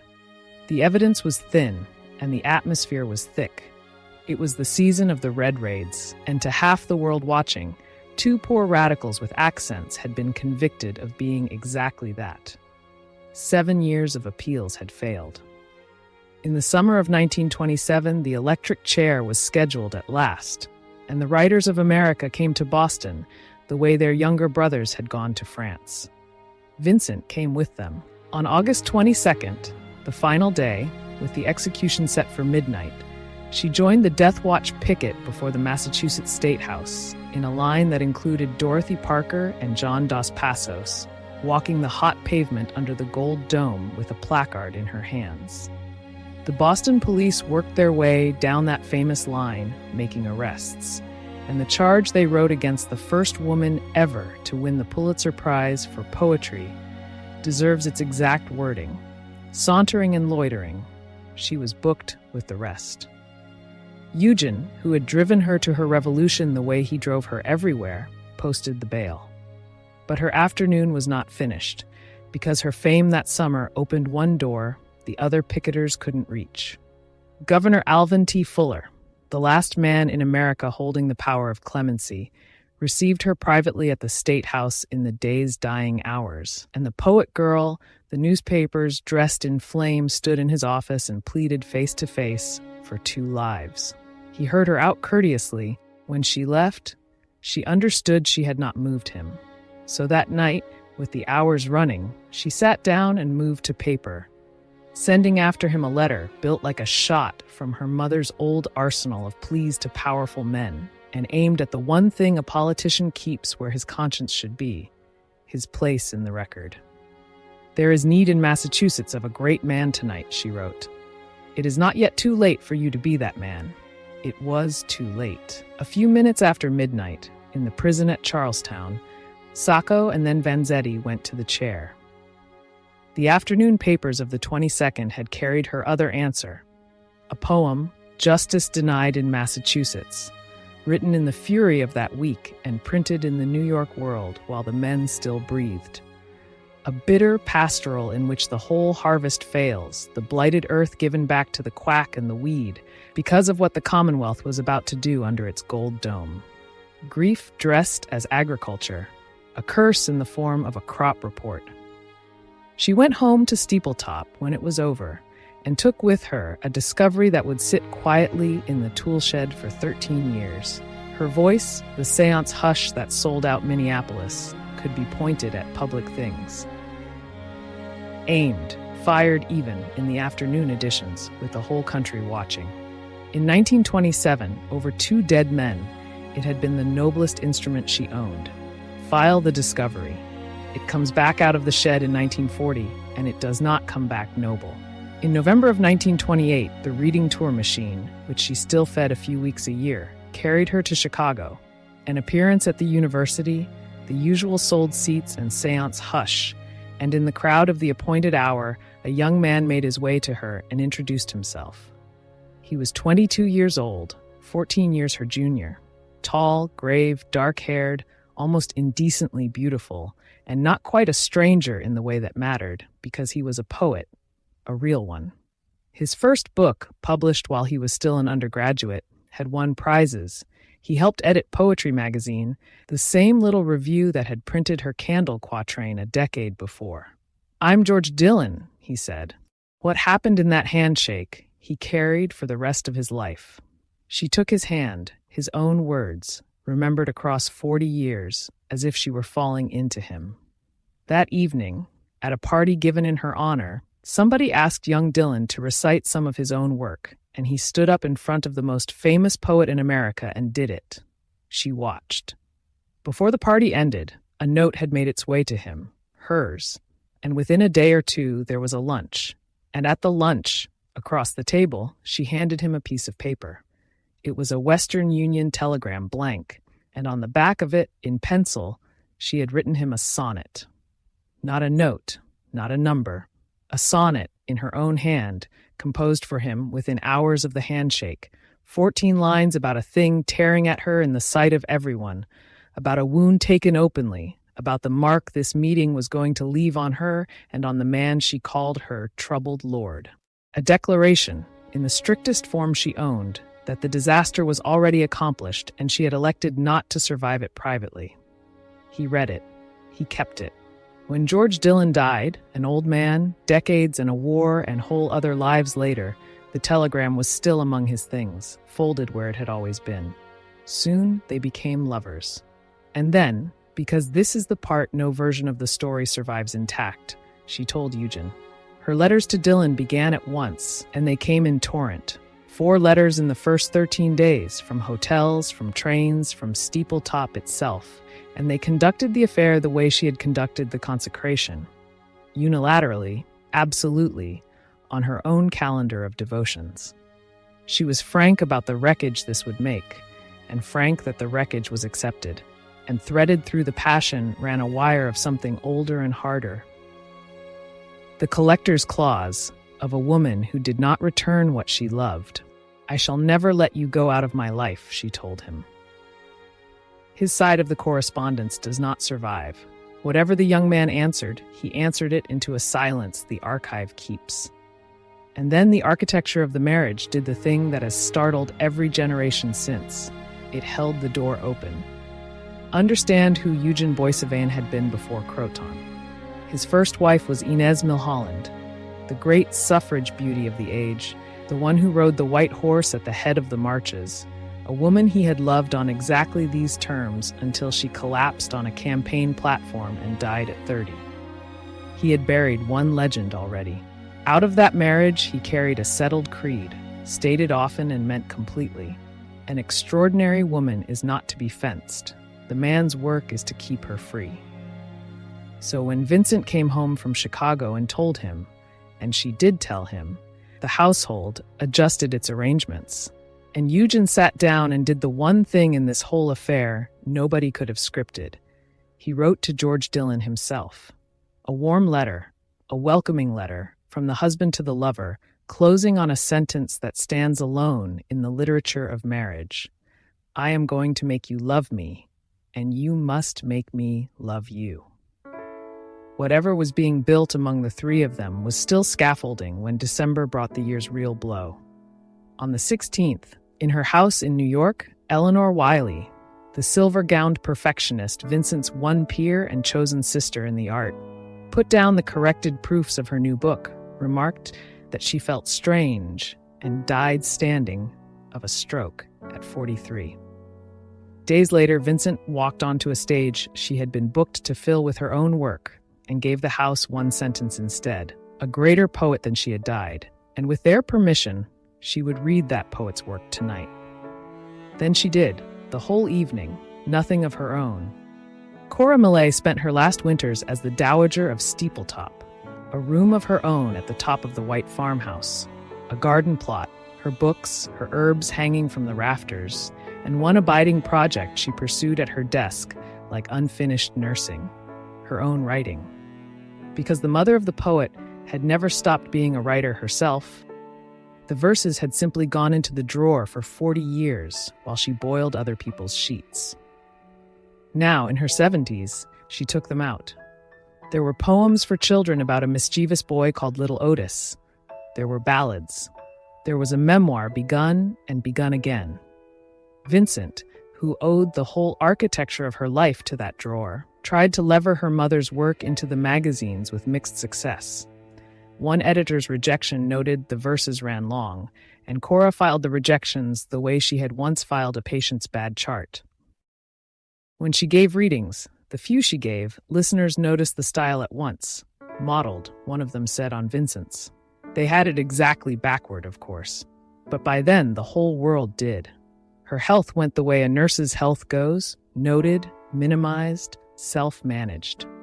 Through 1930, the letters in that firm hand begin to slant, the lines drifting downhill across the page, and the contents turn to settlements, instructions, dispositions, and one piece of old business she would not put down. If she lived, she wrote, Henry was going to have justice done him. Henry, sent across the swamp 30 years since, who still owed her by her count a life's arrears, and whom she was still, at 72, planning to hold to account. She never collected. In the last days of January 1931, she sat down at Steepletop and copied out in the sliding hand a poem of her own to send her daughters. Verses about the mountain laurel and about a sleeper underneath it. Where she lay very sound asleep, the poem said she thought that she should know. Vincent read it at the beginning of February and burst into tears at the table. Something in her, she said afterward, already understood. 2 days later, the 2nd of February, with Vincent and Eugen away in New York, Cora Buzzell Millay stood up from her chair at Steepletop, said she felt faint, and was gone before the doctor could be more than sent for. 68 years old, a stopped heart. The telegram went out into the city after her daughters, and it caught up with Vincent and Eugen at a friend's apartment in the small hours. What happened over the next 5 days in the deep snow of that Berkshire winter is the most extraordinary documented sequence in this whole extraordinary life, and it belongs to the next movement of this film entire, because the Millay girls did not bury their mother the way anyone, anywhere, has ever buried anyone. They took her home themselves. They drove out of New York at 2 a.m, Vincent, Norma, and Eugen in the big Cadillac into a night of hard cold, and Deems Taylor, seeing them off, handed 2 bottles of champagne into the car. They had been bought for a different purpose, to celebrate, at some near date, Cora's getting well. The bottles rode north with them anyway. 12 hours through the winter dark and the frozen state, and at the door of the farmhouse the news was already nailed up in the old country manner, black crepe on white clapboard, so that the daughters read of their mother's death from the dooryard before anyone inside could speak. They kept her at home. For days, while arrangements were made, Cora lay in her own house in her coffin, and her daughters kept her company in the parlor with the stove going. They poured glasses, 6 of them, always 6, and they would drink to their mother with their mother in the room, the way the household had toasted every departure and every homecoming since the flooded kitchen. Before the coffin closed, 3 locks were cut from Cora's hair, one for each daughter of the woman whose own mother had woven the hair of the dead into keepsakes for the living. The harp weaver's trade come home for the last time. Burying her was another matter, because the ground itself said no. The grave was to be dug high on the hill at Steepletop, up among the pines where Cora had liked to walk, and February had made the hillside iron. Picks came off it ringing. So the men brought dynamite, and for 4 days the charges went into the frozen slope, blast by blast, the reports rolling off across the snowfields of 2 states. 4 days of explosions to open 6 feet of New England for one small nurse from Maine. The last mile finished the century she was born in. Snow lay 10 feet in the drifts. The coffin came up the hill road by horse-drawn sleigh, runners squeaking, the black horses steaming, a lantern swinging at the front, the mourners walking behind through the broken snow. Edna was on the doorstep to receive her mother's body. They buried her at night by lantern light in the hole the dynamite had made. Norma laid in the flowers. And then the Millay daughters gave their mother the send-off no minister would have written. The champagne meant for her recovery was broken over the coffin. The way, one of them said, you christen a ship you are launching, and the sisters sang into the dark in the 2-part harmony of the Camden kitchen, the old hymn, Lead Kindly Light. Then the guns came up. 3 shotgun volleys fired by the daughters into the western night over the grave. And then 3 more, because Eugen asked it for his own mother, dead across an ocean where he could not stand that winter. When the others had started down, Vincent stayed a moment by the raw ground and set the whole night to rest in one sentence she later gave her sister by letter.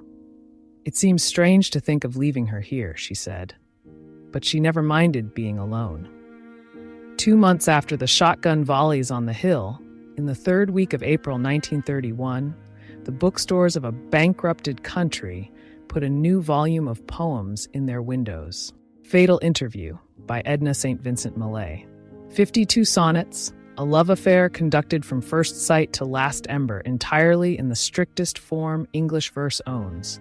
And the reviews reached back 3 centuries for their comparisons, setting her sequence beside the Elizabethans, beside Donne, beside the permanent shelf. What the reviewers did not know, and the reading public never guessed, was that the sequence was reportage. The beast that rends, the wound taken in the sight of all, the troubled lord, the country read it as literature. 3 people on earth could have read it as a diary, and one of them had typed the manuscript's fair copies, Eugen. Then came the sales, and the sales made no earthly sense. This was the cellar of the Depression. A quarter of the country out of work, banks failing by the 100, bread lines around city blocks, and a $2 book of sonnets about adultery sold 35,000 copies in 10 weeks. Publishers could not move novels. She moved sonnets at volume into households counting nickels. No poet in American history had done it before. None has since. Whatever she had built across 20 years, the Candle Girl, the Seance Voice, the Front Page Bride, it had matured into something beyond fame. A public that bought her grief at retail, sight unseen, in the worst year of their lives. Perhaps precisely because it was the worst year of their lives. And here was pain, with its collar straight. What lived with her now, all the time, in every room, was the presence of that absence. So the spring of 1931 stands as the strangest split screen of her life. The greatest triumph of her art in the stores, purchased by a suffering nation, and its author, on a snowline farm, dead mother on the hill, cooling lover in Chicago, going gray at 39 and remarking on it to no one in particular. In the spring of 1932, the geometry of the marriage stretched itself across an ocean. Dylan had won a Guggenheim Fellowship, Paris, a year, a stipend so lean he'd had to swear off other work to keep it. And when he sailed, Edna arranged to be where he was. Eugen drove them to the boat. His last sight of her, he wrote afterward, stayed lodged in him like a splinter. His wife on the balcony of the Hotel Port Royal in her yellow dressing gown, waving him down the street, and the feeling, he confessed, of a hive when the queen has left it, the old bees staying back to die quietly among the frames. He would not play the ogre, he told her. She and George should settle in for a year if they liked, and stop snatching happiness as if a cold-handed husband might arrive any day to confiscate it. I am giving you eternity, he wrote, all your life. But the same letters set, for the first time in 9 years, a boundary stone. In a year, he told her, all three of us ought to know what we want. And down in the corner of one last page, in ink, in letters tiny as a schoolboy's secret, I do love you. The answer from Paris, when it finally came on the 22nd of June, said the quiet part in her flattest hand. She didn't care anymore who knew about the three of them, she wrote, so long as nobody talked to her about it. And then the truth underneath. She and George had been awfully happy, and they were bad for each other, and both of them knew it. Neither had worked in months. Days earlier, she had ended it herself, cleanly, entirely, and very much against his will. He had offered to give up everything for her, even the poetry, and the offer was precisely what finished it. She had spent 20 years declining men who proposed to hand her their lives. She was not going to accept one now from the boy whose gift she believed in. She sailed home to her husband. The fire was out. What the fire left, curiously, was a working partnership. The two poets would meet again across a desk as translators before the decade was done. And the decade itself was waiting for her with its arms full. What the 30s handed Edna St. Vincent Millay, on the surface where the country could see, was a kind of secular canonization. On Christmas night, 1932, she sat down before a microphone in New York and did something no poet had ever been asked to do. Read her own work over national radio, coast to coast, in a series of her own, 8 Sunday evenings, poetry given the same air the networks reserved for symphonies and presidents. Millions heard her at once, and the letters that poured back in told the broadcasters exactly what they had. A farm family wrote from Missouri that when that voice came into the house, their plain living room became a place of magic. The seance hush of the Minneapolis halls had found its true instrument at last. A nation of parlors, each with its lamp and its radio and its listening women, and her voice arriving disembodied out of the dark. The honors stacked like cordwood. Honorary doctorates, Tufts, Wisconsin, New York University. Her name read out in Latin while she sat robed among trustees. The woman barred from her own commencement now collected them wholesale. When Wine from These Grapes appeared in 1934, death-haunted, political, not a love poem in it, the first printing sold out in advance, and the reviews bowed. Fan mail arrived by the sack, some of it addressed simply to her name and the state of New York. In 1936, she and George Dillon published the strangest monument of their affair, a joint translation of Baudelaire's Flowers of Evil, the old lovers meeting again in the neutral territory of a dead Frenchman, her name above his on the title page, the correspondence between them all business and craft. The reviews were respectful, with one exception that told the future. Mary Column, in a long notice, went past the translations to the question of Millay's whole standing, and put into print the thing the culture had been doing silently for a decade. Judging her, Column wrote, not as a poet, but as a woman. The girl of the gowns and the candle had been indulged, and the indulgence was quietly being withdrawn. In the early winter of 1936, they went south for her health. Sanibel Island, off the Gulf Coast of Florida, shell beaches and palm hotels, about as far from a Berkshire February as the map allowed. She had work with her, and the work was the most ambitious thing she had ever attempted, a book-length poem in dialogue called Conversation at Midnight. A house full of men arguing the whole broken decade, capitalism and communism, God and the coming war. Years of labor, and she had brought the manuscript along to finish it. There was no copy. Poets did not make carbons of poems still moving under the hand. The poem lived in one stack of pages, and the pages lived in her hotel room. On the 2nd of May, she and Eugen walked down to the beach to swim.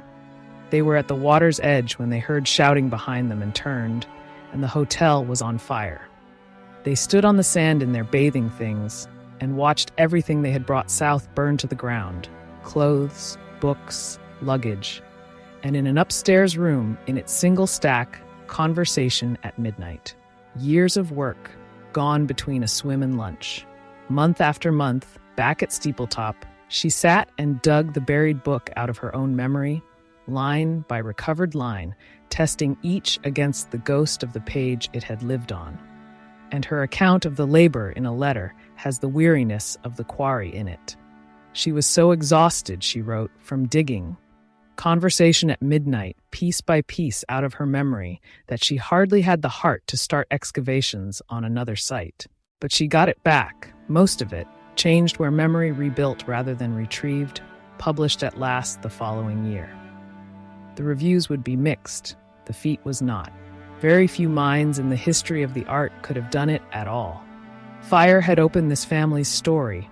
The Newburyport rooms, every photograph of the past, Cora running through the smoke with a rag doll. Fire now took the future's biggest wager, and she came home from the excavation into the year's second ambush. It happened on a night drive that summer, on a country road at speed. The station wagon swung into a sharp turn, and the door beside her flew open. Edna went out of the moving car into pitch darkness. No braking, no warning. A 54-year-old woman in the air over a roadside drop, and then the drop itself. She rolled, by her own account, a long way down a rocky gully, stone after stone in the dark, before the ground finally held her. Eugen got down to her with the headlamps throwing everything into black and glare. She was alive. She could even, eventually, be helped up the bank. It took a while longer to learn what the stones had done. What they had done was crush 3 nerves along the upper spine, the kind of injury the body reports for the rest of its life. The pain arrived and did not leave. Shoulder, back, arm, radiating and settling and flaring by its own calendar, indifferent to rest cures, resistant to every treatment the late 30s could bill for. She went from specialist to specialist through the following seasons and came away with regimens, contraptions, advice, and the pain. A woman who had performed through fevers since childhood now had a companion that performance could not dismiss. And American medicine in 1936, when it had exhausted its patients with intractable pain, kept one reliable door at the back of the shop. In time, not yet, but in time, and on prescription, in her husband's hand, that door was going to open. That autumn, Arthur Fick, her oldest literary comrade, himself now unwell, settled onto a farm a few hills from Steepletop, and he had named it, in a coincidence neither poet arranged, hardhack, the local word for steeple bush, the same pink weed her own kingdom was named for. 2 farms, 2 poets, 1 weed. On the 24th of October, she drove over to Hardhack, sat down with Fick, and formally asked his permission to dedicate conversation at midnight to him. The old poet wrote it up that night with his guard entirely down. He was dizzy. He confessed to the diary, and in tears. Vincent had cried a little too. And then, recovering his balance, he entered the verdict of 24 years' acquaintance in a single line. Vincent is a fool, and also a great poet. But by now, the poems were becoming harder to write. The letters were slowing, and the pain in her was growing. In December of 1939, she entered New York Hospital under the care of a Dr. Connie Guion, and the paperwork of that admission marks, as precisely as any document can, where the second life of Edna St. Vincent Millay begins. The complaint was the back, 3 years of it now, the crushed nerves, the pain that had outlasted every specialist. The treatment, set down in the hospital's own hand, was morphine with Dilaudid beside it, and the record carried one administrative detail that would have stopped a more curious reader cold. The injections, it noted, were to be given her by hypodermic, by her husband. They wintered that season on Tortola in the British Virgin Islands, sun for the back, quiet for the nerves, an island so remote the mail came weekly. The household accounts survive. 1 month's grocery bill for the two of them. No guests, no parties, a poet and her husband alone on an island. Lists among the flour and the tinned goods. 28 bottles, gin, vermouth, whiskey. 14 apiece, a bottle every other day, set down between the sugar and the soap. And while the bottles went down on Tortola, in a hospital back in New York lay the third Millay sister. Kathleen, the baby of the typhoid winter, the poet nobody asked for, 2 marriages and several failed books along now, had broken down badly in 1939, and the psychiatric notes from her ward record the fixed conviction she had built her ruin around, that her famous sister had stolen from her. Her ideas, her chances, her due. Vincent had taken them, the whole inheritance diverted to one daughter, and no evidence to the contrary could reach her anymore. The family answered as the family always had: money, letters, arrangements. But the letters from Steepletop about Kathleen were curdling year by year, and Eugene's by 1939 had curdled entirely. To Norma, in plain ink, the gentlest man in this story wrote of his sister-in-law, "I hate the goddamned bitch." On the morning of June 14th, 1940, the German army walked into Paris. The cafes where the saucers had stacked, the balcony of the yellow dressing gown. And that same day, in 3 American newspapers at once, Edna St. Vincent Millay published her answer. Lines written in passion and in deep concern ran down the news columns beside the war dispatches themselves. Verse composed at bulletin speed, pleading with a neutral country to arm against what was crossing the French coast. One paper set it beside its own editorial, insisting America mind its own business. The press called it the first important poem of the Second Great War. Holland was Eugene's country. Rotterdam, the port his family's firm had traded through for a century, had been bombed into rubble in mid-May. His brothers and cousins were under the Reich now, and the reports that reached Steepletop over the next years would carry Boissevains in the resistance, Boissevains arrested, and in the end, Boissevains shot. So the poems came at newspaper speed and kept coming, and when reporters asked the obvious question, what this pace was doing to the poetry, she answered in 2 sentences she never retracted. What does it matter if I compose a bad line or lose my reputation as a craftsman? He cannot wait for the tomorrows. She called the new work propaganda herself, flatly, taking the word up before her critics could reach it. In the middle of the war years, a letter arrived at Steepletop from a name out of the deepest past, Ferdinand Earle. The editor of the Lyric Year was in his 60s now, and time had not been gentle.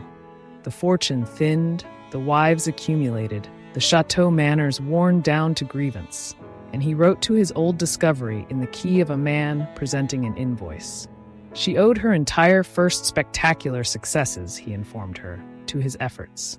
The contest, the correspondence, the making of her, and arriving eventually at the point, the request for money. Eugene answered first, and his reply did something no letter from Steepletop had done before. It told an outsider the truth. His wife was not well, he wrote, and there, plainly, to this man of all men, the word morphine. She was in no condition, the household's gatekeeper explained, to be dunned by her own history. But she answered too. She remembered it all, she told him. The blueberry pail, the envelope addressed to a man, and her mother standing there waiting for her. My mother, she wrote, was waiting for me on the doorstep with your letter in her hand. The images had not moved in 3 decades. Whatever else the morphine and the war had taken, the summer of 1912 sat in her intact. The hope, the 2 against 1 vote, and the sound through the wall she had promised never to forget. She sent him money, Camden's daughter, paying it the way Cora had always somehow paid. Earle banked the check and kept the grievance. There would be more letters, each certain the world had shortchanged him of her. Among the papers Edna St. Vincent Millay left behind is a workbook, the same kind of notebook the sonnets were drafted in, and on one page, dated the last day of December, 1940, is a document she titled herself, in her own careful hand, Chart. Miss Millay. It is a log of one day of her life, kept in the third person, and it begins at 7:30 in the morning, when Miss Millay woke. 10 minutes later, the first entry, 3/8 of a grain of morphine sulfate, hypodermically, self-administered, in the left upper arm. She noted the sight the way a nurse notes a sight. Then the day proceeds, and the chart proceeds with it, hour by hour, nothing beneath the record. The cigarettes, one by one, with their times. The aspirin, a glass of beer at mid-morning, another injection, coffee, the back, the hours on the couch, a drink before lunch and its successor, gin, whiskey, the fractions of grains, each logged at its minute. She kept charts like this again and again through the years that followed. Some in her hand, some in Eugene's, the two hands alternating down the page like watchkeepers relieving each other. The wartime books came fast because fast was the doctrine now. Make Bright the Arrows appeared before 1940 was even out. Subtitle, 1940 Notebook, so no buyer could mistake the speed for accident. Verse recruiting a neutral country, stanzas against the isolationists, rhymes for the war effort. It sold. And in the journals where her reputation actually lived, the reviews began performing an execution. Erwin Edmund, a philosopher who admired her, put the sentence of the court most gently, and therefore most permanently. Whatever its cause, it must be poetry first. Others were not gentle. The name that had stood beside Donne 9 years earlier was becoming, in the quarterlies, a cautionary tale told in the past tense. She saw the machinery because she had built it. When the murder of Lidisi was commissioned, the Nazis had erased a Czech village, shot the men, shipped the women to the camps, and the Writers' War Board wanted a memorial at broadcast length. She took the assignment and wrote her old lover an instruction about it. George Dillon was editor of Poetry magazine now, the little review that had printed her candle. The poem would cross his desk, and she told him, in advance, in writing, to review it honestly. She knew bad poetry, she said, as well as the next one. He took her at her word. His notice, when it came, was measured, sorrowful, and lethal. My punishment, he said long afterward, was that she never sent me her poetry again. The poem itself went out over NBC in October 1942, shortwave, carrying it into occupied Europe, a full broadcast production with Alexander Woolcott presiding. And Norma, listening at home, heard something in the famous broadcaster nobody had scripted. His voice, she said, was trembling. And in a farmhouse, a few hills from Steepletop, the one reader whose verdict she had trusted since 1912 sat with his diary and would not perform. Arthur Fick wrote it where only he could see it. This was so bad for her, so utterly false to her real nature. He never published a word of it. He just watched his friend feed the instrument to the cause, year after year. Kathleen Millay had spent the war years in New York, coming apart on a schedule only she couldn't see. The marriages were over. The books, 3 of them, poetry and novels, each greeted politely and forgotten, had stopped coming. The money arrived from Steepletop through channels arranged so she could believe it wasn't charity. What organized her now was the conviction the hospital had recorded back in 1939, that her famous sister had robbed her. Ideas, chances, standing, the whole estate of the Millay name, diverted to one daughter. She gave interviews about it when anyone would listen. Toward the end, she was drafting the accusations into letters that went out to strangers. In the last days of the summer of 1943, she collapsed and was carried unconscious into a New York hospital, and the hospital was St. Vincent's, the hospital whose mercy toward a half-dead stowaway had, 50 years before, given her sister her name. Kathleen died there without regaining consciousness, 47 years old. The certificate said acute alcoholism. The New York Times ran an obituary. The headline read, Kathleen Millay, sister of poet. 1 week after Kathleen died, 1 week, almost to the day, a new notebook opens at Steepletop in 2 alternating hands, and the joint drug records of Edna Millay and Eugene Boissavain begin. The doses now in whole grains where eighths had been, the entries running around the clock, husband and wife logging each other through the 24 hours. Norma saw it before the hospitals did. Sometime in those years she came up to visit, and it was Eugene who met her train, and on the platform he would not look directly at her. Then I knew, she said. He was on it too. And of her sister, from those visits, Norma kept one sentence, delivered decades later with the grief still wet in it. She just drifted off somewhere, where I couldn't reach her. I couldn't reach her anymore. In August of 1944, the reaching was handed to professionals. She entered Doctors' Hospital in New York for the cure. Withdrawal, managed by the methods of the day, which meant reduction. The morphine stepped down by sixths of a grain, dose by dose, while round-the-clock nurses kept a record of what each subtraction cost. Her own voice enters the nurse's pages once, and it is not the seance voice. "Oh, what a disgrace to be here," she told them. "When one has sunk so low, even as I, there is no hope." 5 weeks of it. And the discharge summary, when they sent her home in September, closed the file with a candor the hospital cannot have intended. Still an alcoholic, the record reads, initial condition unimproved. And on the line reserved for diagnosis, some physician of Doctors' Hospital wrote one word and then punctuated his own medicine, exhaustion, followed by 4 question marks. 4, in the official record. So she went back to Steepletop and resumed the only treatment that had ever held her. Self-administration, in every sense. Among her papers from these years are pages of instructions, written to herself in her own hand for the performance of her marriage, how to speak to Eugen in the strong, gay, rich voice he loves, even in torment, to let him find her outdoors, not still in bed, to cry as little as possible, and never, even dying, to whine. With the pages is a drawing she made of her own face, the upper half masked, blackened in pencil, nothing left but the nose and a painted slash of grin, and across the place where her eyes would be, lettered like a banner, "Keep the corners of your mouth up and disguise your feelings." The capitals are hers, and there is one more page with its own heading addressed to someone. Advice to little Nancy, it says. Nancy. The working self she had invented in 1919 to keep the poet unbought. The other woman of the house since before there was a house. Never leave the syringe about where you see it. In February of 1945, just before her 53rd birthday, she tried the cure again, the Institute of Living in Hartford, another regimen, another reduction. Eugen stayed in New York with friends, and while she was gone, 2 things happened to him that the household filed in its usual way. He fell ill enough to spend days in a hospital, where the doctors found a spot on his lung. The friends kept it from Edna, and Eugen did nothing about it because he was busy taking care of Edna, and he performed his own withdrawal, because Eugen, it emerged, had been taking morphine too.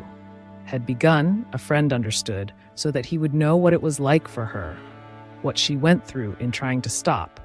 And when he decided he was done, there was no institute and no reduction by sixths. He flushed his supply down the toilet and went through it standing up, and the only complaint on record arrived one morning while he shaved. "The boring thing," he announced, "was that your nose runs while you're shaving." Well, at least Edna doesn't have to shave. Hartford did for her roughly what Doctors' Hospital had done. What actually turned her came in the summer of 1945, and it was not a treatment. It was granite. Years before, she and Eugen had bought Ragged Island, a knuckle of granite out past Casco Bay, one storm-built house and the open Atlantic on every side, a place that made Steepletop look sociable. They went out at the start of that summer and stayed alone and ran the last cure themselves. No morphine crossed the water. What crossed instead was the island's own regimen, and Edna gave herself to it the way she'd once given herself to the sonnet. She hauled water and split kindling. She swam every day in water that punishes swimmers, far out and long, the small body working against the cold until the cold became hers to use. Days ran on salt and labor and sleep. The hands steadied, the weight came back. The gray left her face somewhere out on that water.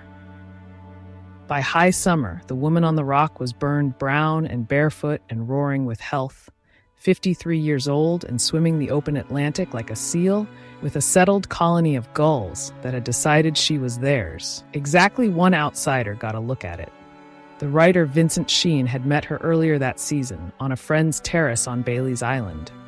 Met, that afternoon, a small, gray-faced woman clinging to Eugene's arm, so faint he bent to hear her, so diminished he took her at first for some shy, elderly relation of the host's. That afternoon he'd gotten one full sentence out of her. He'd sent roses ahead of his visit, and she thanked him. They had lasted a long time, she said. At summer's end, invited out, Sheehan sailed for Ragged Island, braced for the old woman of the terrace. And Edna came down over the rocks to meet his boat at a run, calling across the water, 3 gulls wheeling around her head like an escort she'd arranged. She swam him breathless that visit, far out while he lost his nerve watching from the rocks. She talked half the night. She was, past argument, alive. After that summer, the wine stayed, and the sleeping pills stayed, the household books recording both, for good, but the syringe never came back. The island gave her back everything but the one thing. She hadn't been able to write anything at all, she told Sheehan, in a long time. It sometimes seemed to her that it was all over. Arthur Fick was dying that autumn, a few hills away at Hardhack, and everyone concerned knew it. In October, with the time visibly short, a letter went over from Steepletop that had been 33 years in the drafting. Since 1912, since the Thanksgiving telegram, the vindication, the decades of manuscripts exchanged and verdicts trusted, one question had stood open between the two poets, asked by him long ago and never honestly answered. Now, at last, on paper, she answered it. How terribly she wrote him, how sickeningly in love with him she had been. All those years ago, all along. The letter closed under the name only her oldest ones used, Vinzy. He died in November. On the last wet, dark day of the month, they buried him at Hardhack in his own ground, under a sky that never lifted. And at the graveside, Edna stepped forward and gave him aloud the sonnet she had finally admitted was his, written when they were young. And you as well must die, beloved dust. On through its 14 lines, the ones about all that beauty standing him in no stead against the wind, about love itself unable to hold the beloved back from this. In the whole record of her life, it is the only time she read at a grave. Out of that winter, strangely, the writing began to come back. To Edmund Wilson, of all correspondents, the choir boy of 1920, now the most powerful critic in America and gently re-establishing relations by mail. To him she finally named the thing. A nervous breakdown, she called it, all but life-size. And then, unprompted, she gave him its cause. Not the morphine, not the pain, not the deaths. Nothing on this earth, she told him, so gets on the nerves of a good poet as the writing of bad poetry. Anyway, finally, I cracked up under it. Her own etiology in her own hand. For medicine, she had prescribed what the house had always stocked. Through the worst stretch, she set herself to memorizing whole poems by heart, taken like courses of treatment. Keats's Eve of St. Agnes entire, Arnold's Scholar Gypsy, a third of everything Hopkins wrote, the same dosing by recitation that a practical nurse from Maine had once administered at bedtime 60 years before, out of a hauled everywhere Shakespeare. It worked. Armored in other men's stanzas, she reported herself proof against the dark. What evil thing, she wrote, could ever again even brush her with its wings? And in the workbooks, the same notebooks, the two alternating hands, pentameter began appearing where the grains had been. A new sonnet assembled itself across those pages, drafted sometimes by her, sometimes by Eugene taking her dictation, and its subject was the cage itself, a vow to put chaos into 14 lines and keep him there till order made him good. In the summer of 1948, Edmund Wilson came back in person. 28 years after Truro and the mosquitoes, he drove up to Steepletop with his wife unannounced, on an impulse he could hardly explain to himself, and the visit he recorded is the last close portrait we have of the household whole. Eugene met them in the yard, grayer, still enormous in his welcome. And when he understood who had come, he went to fetch her with a phrase Wilson carried out of that afternoon like a splinter of the whole marriage. "I'll go and get my child," he said. She came down nervous, an old lion meeting an old choir boy, each frightened of the other's eyes. And for an hour or two the visit climbed towards something worth the drive. Manuscripts out. The new sonnets read aloud in the voice Wilson had never once in 30 years heard without being moved. She read him the Chaos Sonnet. The room, by his account, filled steadily with more feeling than the people in it could dispose of, until it was, he wrote, more than he could take, and the critic who had proposed on a beach in 1920 made his excuses, got in the car, and drove away from Steepletop for the last time. They wrote afterward warm, careful letters. In her last one, she declined a visit on the grounds that she was working 72 hours a day, and then, unable to retire the oldest habit between them, corrected the rhyme in his newest verses. Gals, she informed the great man, was cheap, common, and indecent. Her birthday came that February, and with it, in the mail from Norma, a small package. Inside was a silver ring set with a green scarab, and no explanation, because between Millay sisters, none was needed. Cora had bought 3 of them once, in the deep past, one for each daughter, engraved with the kitchen names, Sephe, Hunk, Wump. This was Wump's. Norma had kept it, Kathleen's ring, the dead sister's ring, and now, for reasons she let the ring say, she mailed it to Steepletop on the eldest's birthday. The answer came back with the thanks of a woman handling something too hot to hold long. Your little silver ring came on my birthday, Edna wrote. Oh, poor little Wumpty wounds. I can't go on about that. And the dash is hers, the only elegy Kathleen ever got from her sister, ending in a horizontal line. The same letter, steadying itself, turned to a sonnet Norma had enclosed of her own, and the eldest read it the way she read everything, as the last working editor of the Camden Kitchen, and sent down the family wire a 2-word verdict: "You're good." That was February of 1949. In August, Eugen, who had been tired for months, who had a cough nobody tracked, whose lung had carried its quiet spot since the Hartford winter of 1945, went with her to Boston, to Deaconess Hospital, for what the letters to family called an operation. The surgeons found the cancer, took the lung, reported the operation itself a success. For a day or 2 he mended, then pneumonia, then a stroke, out of the anesthesia's long shadow.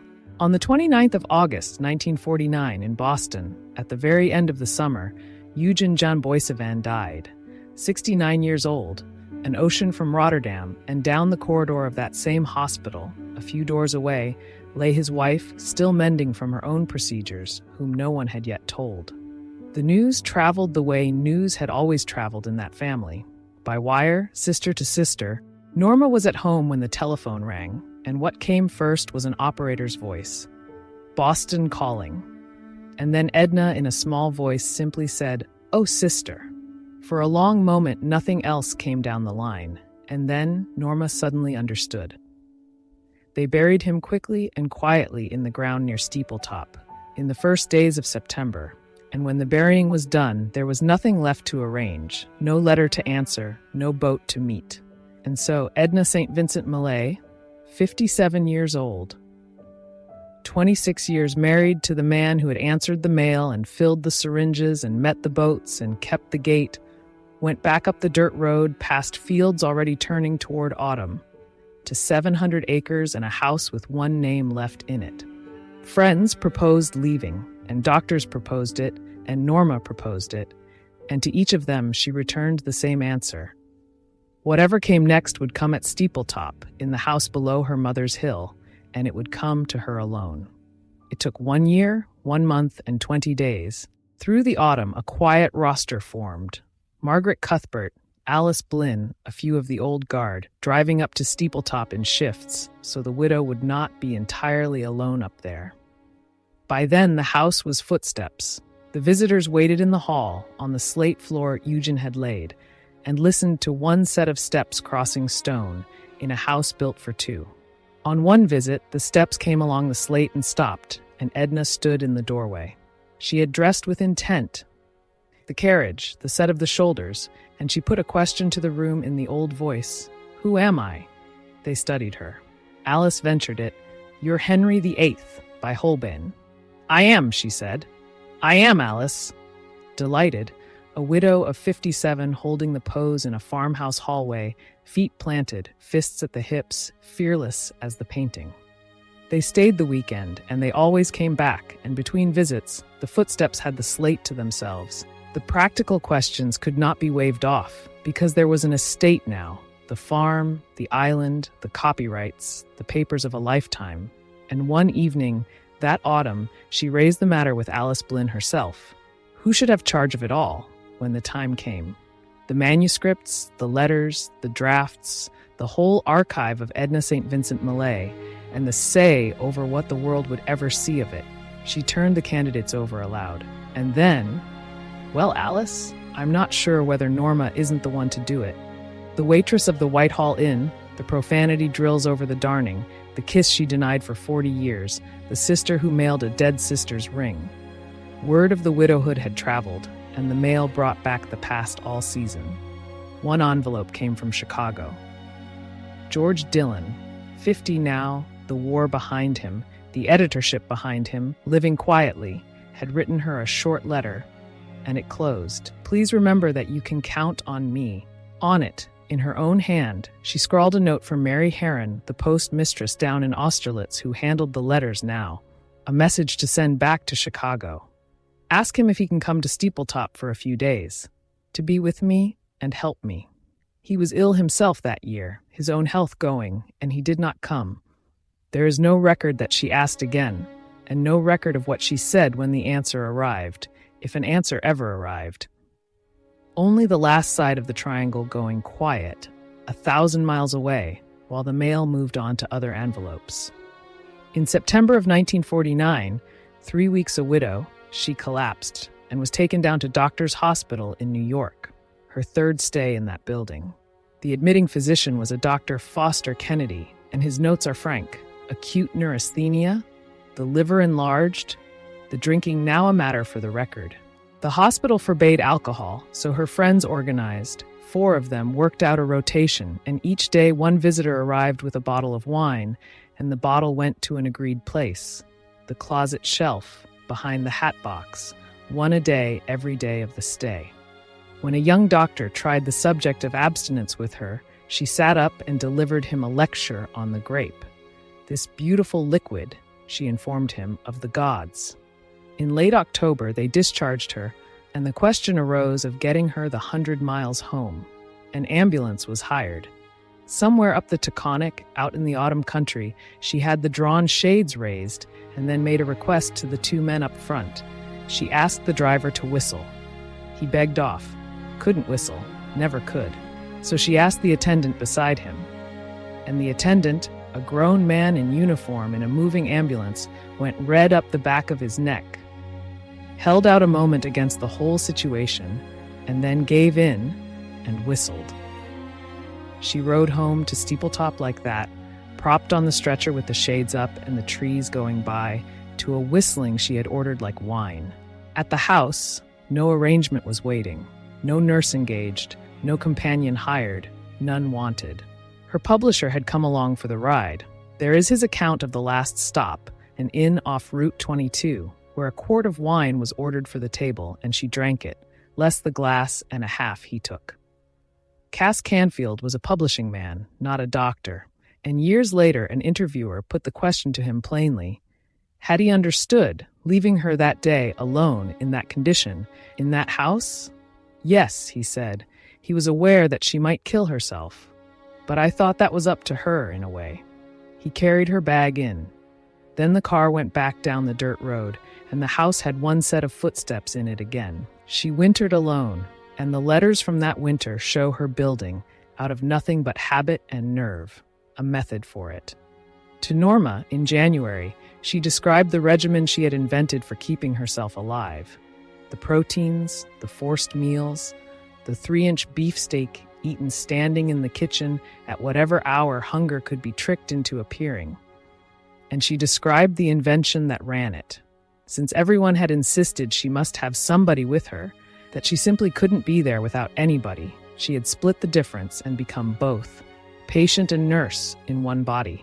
The nurse strict about the feeding and the hours, the patient obedient on her good days. And she had given the nurse a name, made from the Friend's own chorus. Mrs. Somebody, Anybody.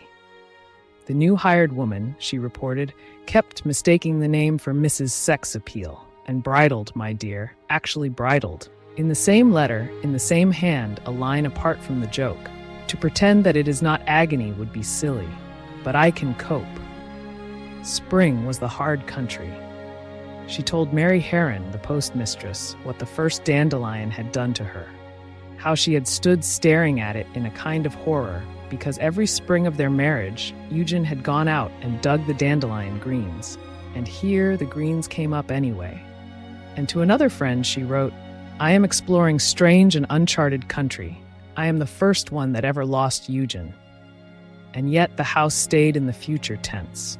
A caller who fussed over her got the bathrobed lady of the manor at the kitchen door, indignant. Did you think I wasn't going on? In her desk, she kept a carpenter's list in her own hand. Sash weights to be replaced, storm windows, a wire cover wanted for the incinerator, the small maintenance of years she was planning to live.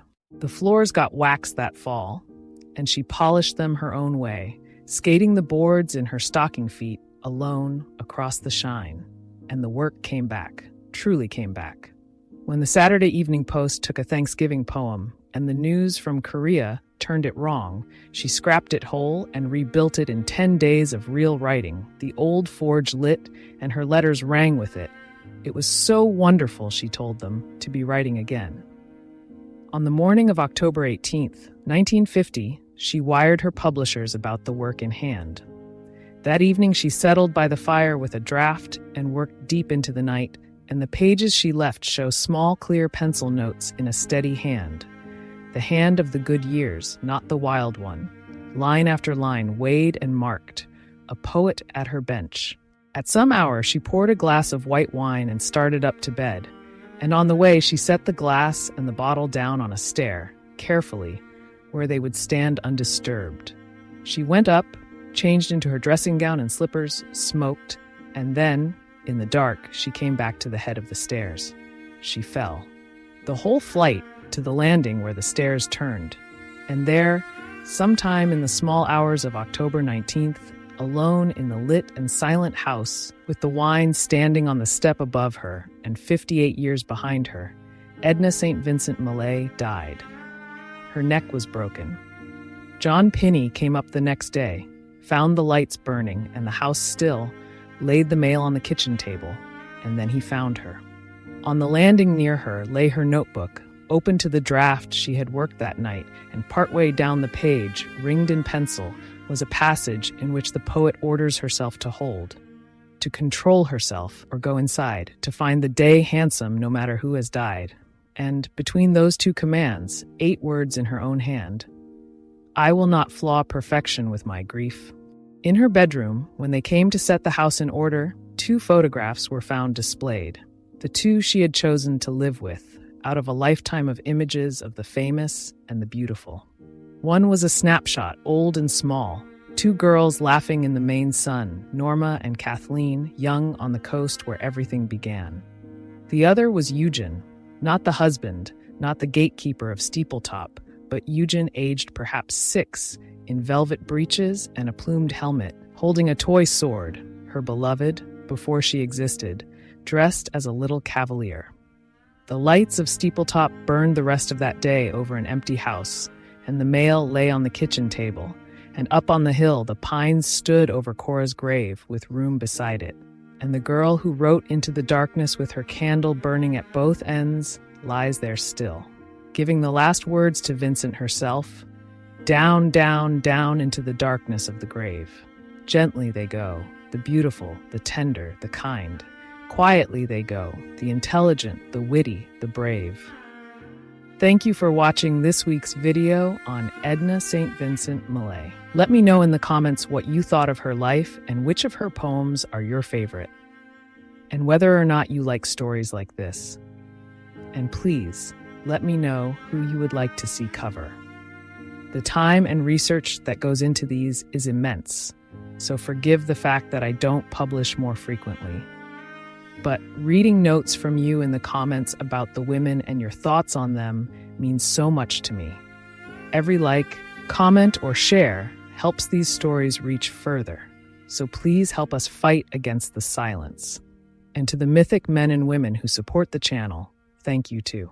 Joy McGuire, Laura Lamond, Black Cat Tarot, Chrissy Bethune, Karen Craig, Lynn Sharp, Virgie Nelson, Michelle Inman, Wendy Fairfull, Trudy DeSwart, Susie Work, Ram Pitchick, Fiona McDougall, Elizabeth Moore Ross, The Moon is Blue Tonight, Julia Sierra Sanchez, MPB Angola, Rebecca Christians, Albert Norman LeBeouf, Julie Woith, Susan Gillen, Hello Kitty, JK, Mary Ellen Bashaw, CBL Unlimited, Jacqueline Spalding, Colleen Fay, Joanne Fuller, Catherine Beecher, Kelly Peck, Mercedes Boyk, Mark Fowler, Maya, Luana Lincoln, Susan McBride, Sue Henderson, Bethany Lee, The Mouse's Ear, Michelle Cohen, Lindsay Stroker, Wanda Von Kleist, Karen Ursel, Margaret Vona, Susan Cox, Mary Brisbane, Laura Cochran, Lady Tiffany B. Robertson, Lee Scruggs Parker, Jan Lundberg, Margarita Coyne, Eileen Morris Duke, Jennifer T., Marie-Therese Baker, Annette Stevens, Paul Fleischer, Snowball, Three French Hens, Andrea Blackburn, TJ Sia, Jean, Vicky Russell, Charles Rosenbaum, Maria Swisher, Barbara Booth, Sarah Williamson, Moira Ward, Cheryl Ann Rose, Libby Lee, Nancy Jessup, CRK, Very, Trudy, Gojier, Carol Leganey, Kalina Langa, Grumpy Bunny, Gloria Huffnagel,